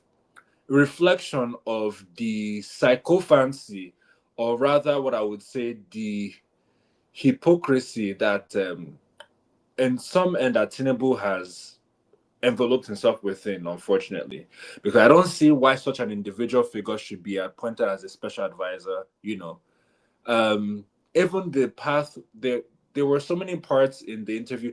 I think the part that really made me laugh was when he said, when Mehdi Hassan said, "Oh, you said Tinubu has built a militia," and then he said he never said that, and they had to pull up the clip of him saying that. So it just goes to show that the guy was not prepared for this at all. And I think, I appreciate that was because Mehdi Hassan he's very thorough, and he knows what he's talking. He makes sure he cross verifies anything that he's asking, he's verified it 3, 4, 5 times before being able to speak about. He knows how to piece, thread an argument, So all in all, it was just disaster class. I think after this interview, Tinubu should get rid of that guy. He should not longer be an advisor. He should Can I say something? Can I say something? You said something earlier. You said about Bwala. You know that Azan said that he prepped himself for that interview. He had this whole thing on the internet saying that, oh, we are going to be ready for that. No. That was a fake, but that wasn't a proper preparation. That was just, to show people that, hey, I'm doing I know. What I'm saying nothing. is that he alluded to that. I mean, he referenced that. And even made the reference. He said, but we saw a video of you saying, and he wasn't able to even have a coherent answer to that, So it's just very funny. I'm happy. I'm very happy it happened. It's a disgrace, an embarrassment, but I'm happy it happened because some of these people are I'm sorry to say they're useless. Sometimes to Mr. Tunaja's point, it makes me think like on a grander point, like what are we really doing in our country when you have figures of this stature come to such I don't want to say consequential, but such important, crucial events such as this, and they're not able to even provide a coherent or honest discussion around what they're acting is like they're acting as spin doctors. Even if you were a spin doctor, as spin doctors exist all over the world. But at least be intellectual in how you reason and how you discuss. There wasn't any sense of intellectualism from this Daniel Bwala guy, and I was laughing throughout the whole interview. I'm like, this man is ridiculous. I don't know. I don't even know what to say anymore. Can I ask you a question? Yeah. Can I ask you a question, please? Yes. Do you think that Ebola expected that kind of question from that guy? That's why I said All he the wasn't questions, prepared. all those personal questions that was him. I don't think he's expecting it. I think he's expecting it. Because if he's expecting it. But Mr. Kenny, right? When Yeah. you're doing an interview, right? Okay, typically, right? Depending on the interview, right? The interviewer might have a prep session where they might just run of show, like for you to know the type of questions they'll be asking, so that way you could prepare yourself, right? But in this context, right, this is not that type of interview. This is more of a kind of like similar to what was that BBC show that was it Hardline? Well, Basanjo was interviewed. It's kind of those type of yes, Hardline, hardcover or right? something. Yeah, exactly. Yeah. It's kind of that. So in those type of interviews, all is fair. Like there is no, you have to be prepared. There might be a curveball question. You have to prepare yourself for that. And I think David Bwala did not prepare himself for that. He didn't. They say poor preparation prevents poor performance, and unfortunately, this man prepared woefully for such. But at the same time, Mehdi Hassan on an international level is way above. AKO, 1 minute more. Sorry. Mehdi Hassan is intellectually sound and is way beyond the league of David Bwala. So, of course, I wasn't expecting. I would have been impressed if he was able to hold his ground, but I'm sorry, it was just disaster class overall. That's all I have to say. Okay, my last question to you, my brother. Let me ask you this last question. Yeah. So for the fact that the interviewer asking all those questions and all those, although he's digging those things from Bola, do you think all those questions he's asking Daniel Bola, do you think is a true reflection of the truth of today, or did they have any truth in it? Let me put that way. Because personally, I believe all the question is based on hearsay. Is there any truth in all the questions that is asking Bola? I mean, when you're a journalist, right? You're asking questions based on verifiable sources. Now, the challenge to that, Mr. Kenny, to your point, is this Nigerian situation. What is verifiable information, right? We don't really, us as Nigerians, we know what's going on in Nigeria, anecdotally speaking, right? But when we talk about data and numbers, we don't know the quantum to this issue, but we know it's a huge problem, right? So that's the angle. But is that the fault of the journalist necessarily? Do you know why I said that? Sorry, allow, sorry. Do you know why I asked that question? Mr. 1 minute. Sorry, 1 more minute. Yeah. Mr. Kenny. Yeah. Yeah, do you know why? Do you know why I asked that question? Because when he asked that Bwala that, the person you are supporting is very, very corrupt. There is no, the man himself should know that there is no court of, any court of law that pronounce him as a corrupt person, or maybe any judgment against him in any court of law in the world. Or there's no a single evidence that say, okay, you stole this money. Then when you ask question about the Bwala van, there's no single person that say, okay, my money is missing. That's where that you are using. You understand? No facts that.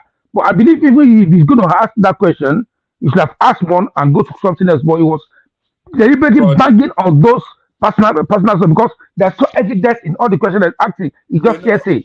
What I was saying to that. I forced the interview as well.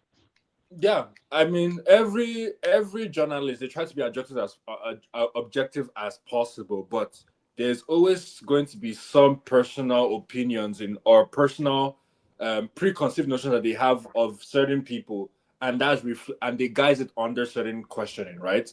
But this idea of corruption, absence of evidence is not evidence of absence, right? So, even though there might not be any categoric evidence to say Tinubu is corrupt, right, doesn't mean that Tinubu is not corrupt. So we just assume he's corrupt. Then you should reply like that. Okay. Anyway, let's leave it like that. Thank you. But yeah, we still come back to all this. Mr. Allah, let's move to Mr. Yudu. Let's move to Uncle Beno. Uncle Beno. Yeah, good morning, Uncle. Good morning, sir. Good morning, panelists. Good morning, Good morning, So I don't know where were you. You should have represented Nigeria instead of Daniel Bwala. At least you will have our less thing to hide compared to our probably a political jobber, Uncle Bwala, Daniel Bwala himself. So okay, you have your 5 minutes to let us know your opinion about the performance of the guy at that level. Okay, thank you, Uncle. Thank you, panelists and everyone watching. This is actually the first time I'll be joining one man show very early like this. It's just 11:26 now. First off, I want to say that I'm happy that Daniel Bwala got disgraced on a global television, because we've been saying this for a while now, and most Tinubu supporters, they will simply come after us and hey, this is obedient talking. But I'm glad that we all received the second-hand embarrassment on international television. In the first place, Daniel Bwala is not supposed to be in Tinubu's administration. If Tinubu is truly serious about fixing Nigeria, Daniel Bwala have shown that he's a man of questionable character. He's like a two-faced animal. I'm sorry. Now, I'm going to read the press statement he published on his Twitter handle this morning. He says, in the last 24 hours, social media has exploded over my interview with Mendy. I bet the varied opinions. Let me set the record straight. When I signed on to the privileged job granted to me by Mr. President, I was well aware of its implications. Selling ice creams, looking fine, and seeking the praises of men were never part of it. Some of the fiercest critics of my interview cannot even stand local TV anchors. But the task of promoting and defending the president and his administration is what I do with ease and joy. I'm just going to skip to the part that really caught my attention. He said, Head-to-Head contacted me requesting an interview, stating that they wanted to challenge our government on security, the economy, and corruption. Nowhere in our almost 6 months of communication did they mention that they were going to challenge my past. If that had been their plan, ethically and professionally, they were supposed to inform me so I could prepare my response. But that's okay. Ethically, that is on them, not on me. Now, what I just want to emphasize there is this. Bwala has no integrity. And we've been saying this all along. I remember a couple of occasions when I was here on this panel, and we're talking about President Tinubu's performances. We have always emphasized the fact that Tinubu is doing a terrible job when it comes to security, when it comes to insecurity and corruption in Nigeria. And I'm glad that a renowned journalist like Mendy can actually brought the question of corruption back to face Bwala. And everything he asks Bwala, there are tape from the past interviews of Bwala himself on Nigerian television where he said the opposite. So what are we talking about here? Bwala is not supposed to be in Tinubu's cabinet. If Tinubu is truly serious about managing Nigeria and taking us to the promised land, what the interview just exposed to us is that Tinubu have this caliber of men in his cabinet that does not mean well for Nigeria. And they can't even defend what they are doing. The job of Bwala is simple. Like one of my brothers said here earlier, Bwala's job is to come and spin whatever negativity that the administration has put himself in. And he did a terrible job. So, Onkola, the interviewer used Bwala's words in the past against him. And unfortunately, he can't even defend himself, not to talk of defending the president. It's a disgrace. It's a disgrace. I'm still going to do, when I have time, I will do my own show on all of this. But I just want to say that. Can I ask you a question? No, sir, let me finish. You can't ask me a question right now. Because I've Oh, yeah, continue your rubbish now. yeah, I've had a couple of questions you asked already, and you weren't being objective, so I'm sorry, sir. When Bwala was Because you asked, started speaking your rubbish. Because Thank you, you I started agree. you think I'm like you started speaking your rubbish, he's talking rubbish and rubbish and rubbish. No, That's no, why you no, speak all no, the no, time. no. you, Don't sir. say speaking rubbish. Nonsense. Thank you, sir. You're Thank talking you. rubbish now. Thank you. I appreciate you, sir. So, Mr. Ola, my own submission is simple. Bwala is a disgrace. I hope and I pray that when Tinubu win his 2027 election, he's going to get rid of many of these folks. It's not like Tinubu is not doing an amazing job, but some of the folks he got working for him, they are people with questionable characters. And on the one hand, I think I have a clue to what Tinubu was doing when he appointed Bwala as well as the other one that is talking jazz, Reno. I think he just want them to eat their own words. And I'm glad that on a He did global IBB TV, on them, right? exactly. I'm glad that on a global TV, Tinubu got Bwala to come and eat all his vomits. Everything I've said about him, the president in the past. That's my take on Kola. Thank you. Yeah, thank you, Uncle Beno. So, Ola, please, Ola, I want to respond, please. I want to respond to something, please. okay, but don't fight too. Huh? Eh, No, I'm not is fighting. I fine, just want to but set the don't record fight, no straight. fighting, no. Because No. yeah, What I'm saying that he's yeah. speaking, I'm just going to play a jab. don't let us say he's speaking. Yeah, look, my brother. Everybody have right to their opinion, but I've been waiting. Oh, anytime that my brother come on this show, I always listen to everything he said. You know what I mean? It's always out of line. You know what I mean? Probably because of hatred you have for this person, or maybe you don't even have your facts right. You say you have your own show. I've not listened to your show. You know what I mean? But let me see. I want to tell you, set record straight. Most of you that support on this planet today, I'm the first person that blame Bwala. I even asked for his sack. That's why actually you should sack him. You understand? And the purpose and the reason why you put him in place, like you already said, is for them to come and eat their vomit. And they're eating their vomit in public. But when you now said, oh, that actually is not doing well in security and what's it called, an economy and whatever, you know what I mean? You're totally wrong. You're not it's in the history of that country. Yeah. Number one, Ashwaji is not the one. Is not the person that brought the insecurity to Nigeria. I mean, into our country. He met it there and is fighting it. You understand? Because EBT, where you guys sold a corn, we're not finding okra from there.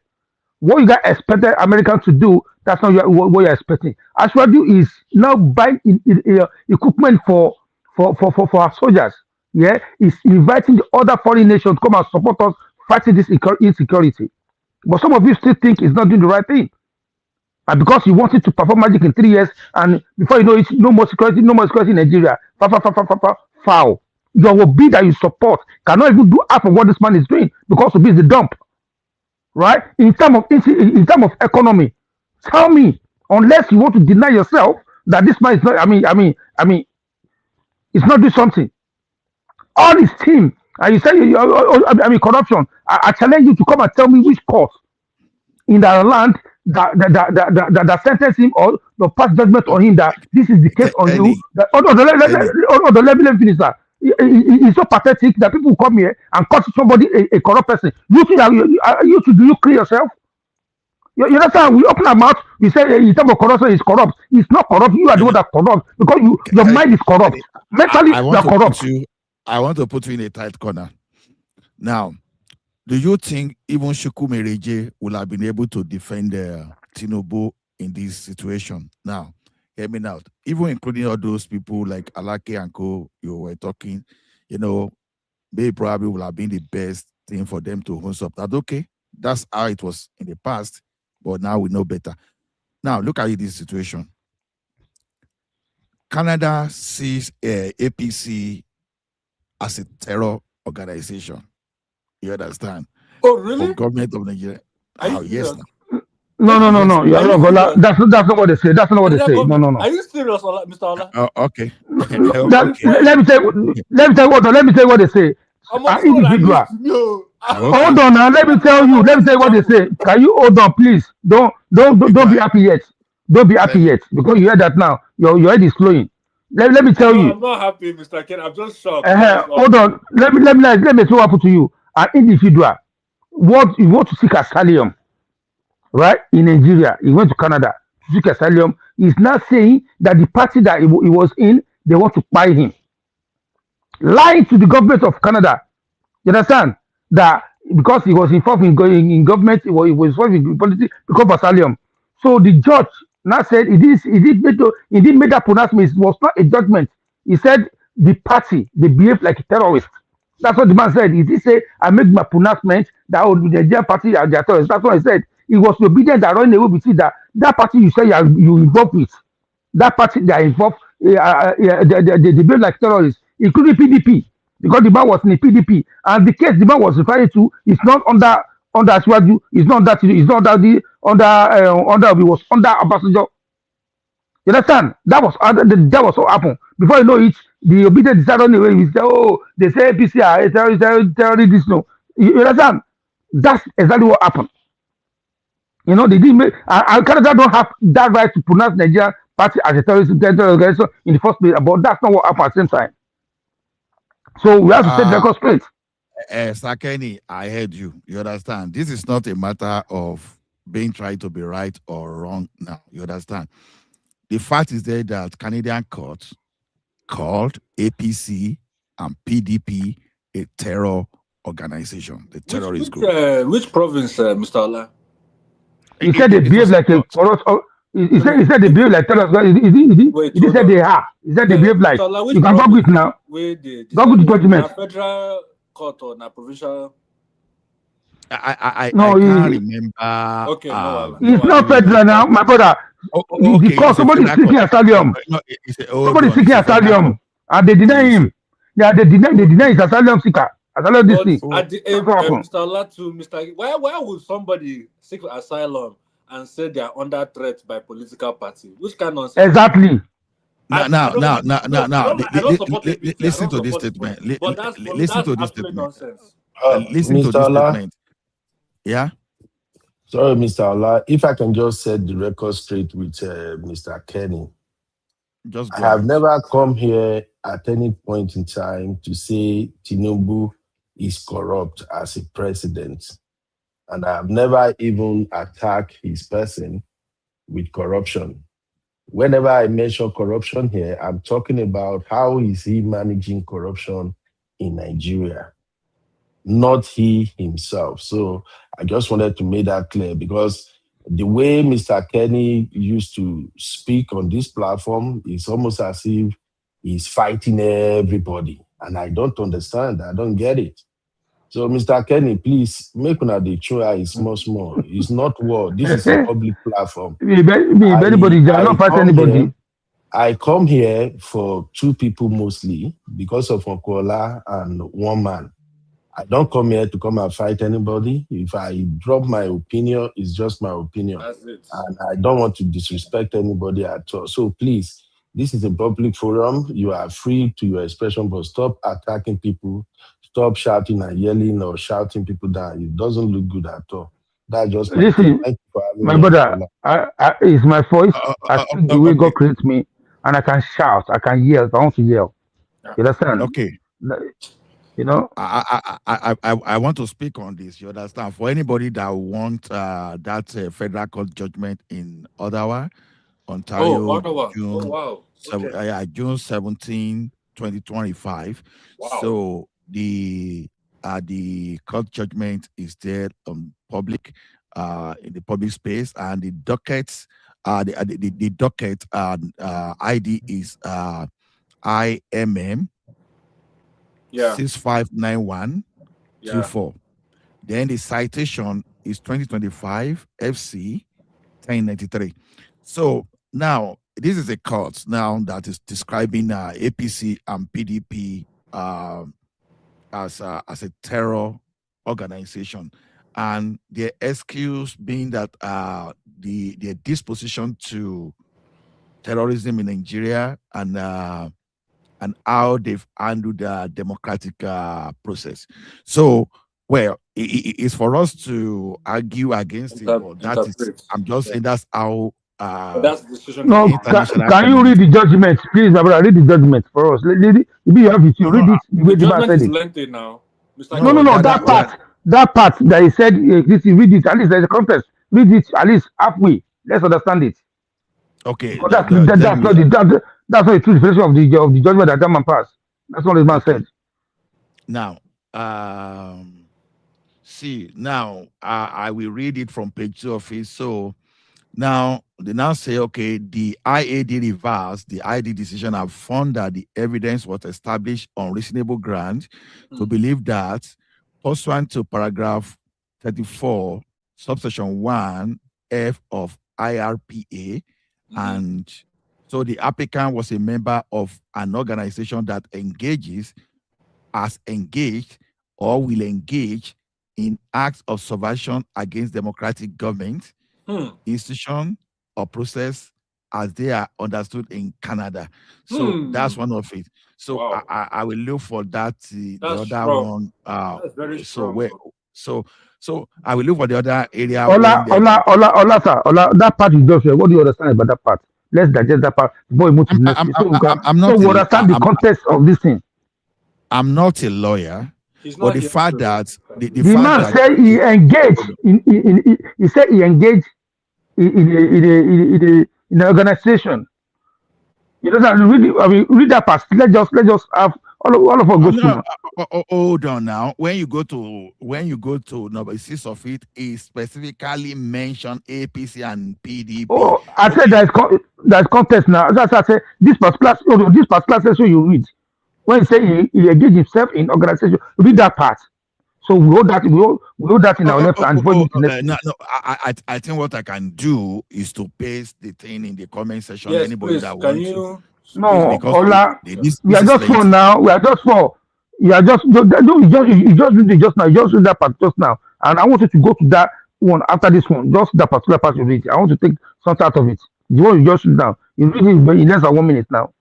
No, because you know I have to search through the entire 16 page document. So, Mr. Woman.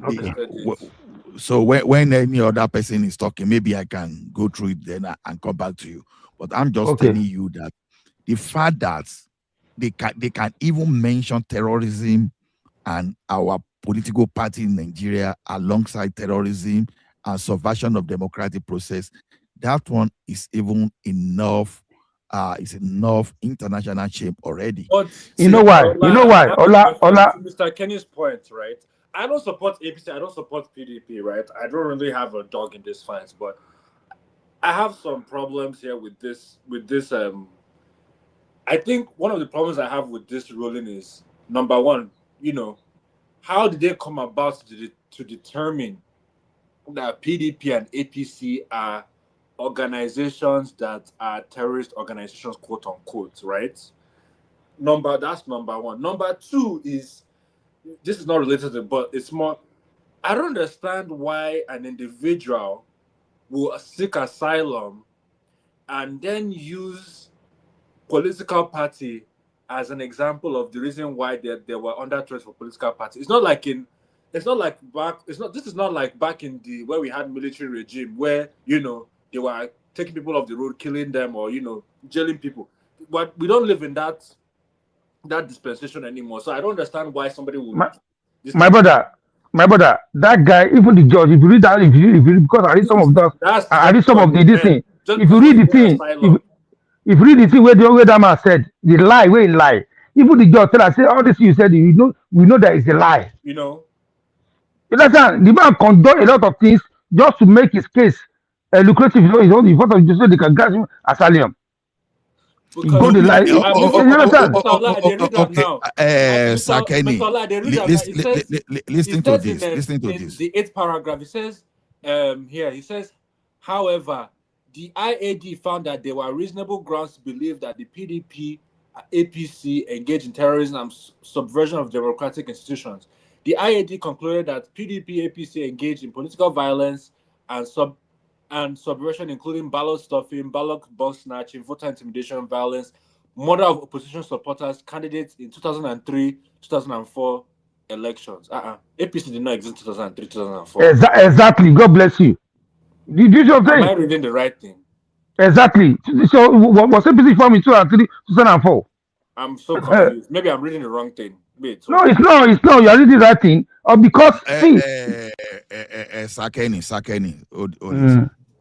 the fact that they can even assuming the it fact was that they not can even, pin, that's a very damn the fact that they can even place PDP than APC, you understand, side by side terrorism is even enough damage. There's something you are missing. There's something you are missing. Hold on, Sakeni. See, countries don't just take stand against another country just for the sake of conflict. You understand? When they talk of that police that would consider inadmissible just because it worked for class. You understand? See, the thing is this: whether we like it or not, sometimes we can be fair to ourselves so that we can call the spade the right name. Spade is spade, and we don't call spade just a garden tool. We want to address it. Now look at it from this angle. Katsina State governor was doing peace deal with terrorists. That's true. What party does it belong to? APC. Now, Bangudu that said, okay, Fulani can come, they are national or whatever, blah, blah, blah, that he said. They are now run to Asherok. When they were supposed to fight terrorism, that was giving some kind of justification. What party does it belong to? APC. Then, when you want to talk of a Rufai that said openly that, okay, you pay some people so that they will not come around and I'll be paying their citizen. Indirectly, you hold up. Ola, you're not getting my point. Ola, no. Listen, case, the judge, hold on, sir. The case, the judge was treating. The asylum the person was referring to in his notes, right? And the claim that he's making, that he would say when I was in a party, they asked him the year. He said 2004. That is when the thing that happened to him. That's at that time there was no APC. You understand? So how come they're not calling the APC inside the case of somebody that make a claim that, for instance, now it's like you're telling me, I told you I have my baby in 1996. You understand? You're not saying. You understand? Hold on, Kenny. What party was Buhari? What party did he belong to? You're not getting my point, too. I'm not saying all those people are not. You're not getting my point. No, I got your point. The fact you change your identity, okay, your name is Kenny, and you decide to be a Michael tomorrow. No. You are still not getting it. The case, hold on, the case, because you are referring to the judge that make the pronouncement that call APC and PDP terrorist organization, right? The case in front of him, right? The date said 2003, 2004. There was no APC at the time. I hear you. I hear you. See, that argument will not hold water. If someone named Matthew committed murder in year 2000 on that PDP, if Matthew became Michael in year 2000 in 2025, yeah, it does not change the fact that Matthew was a murderer. Yeah. So the fact that they use APC, you have to look at who were those people that form APC. Well, people from PDP. We used to have ANPP, maybe ANPP metamorphosed to another party. If you say that way, that okay, it's the same people that was in APC at the time that. No. See. Okay, even the judgment, probably the judgment is even a summary for page 16. So if they begin going on all those technicality and all those stuff, you understand?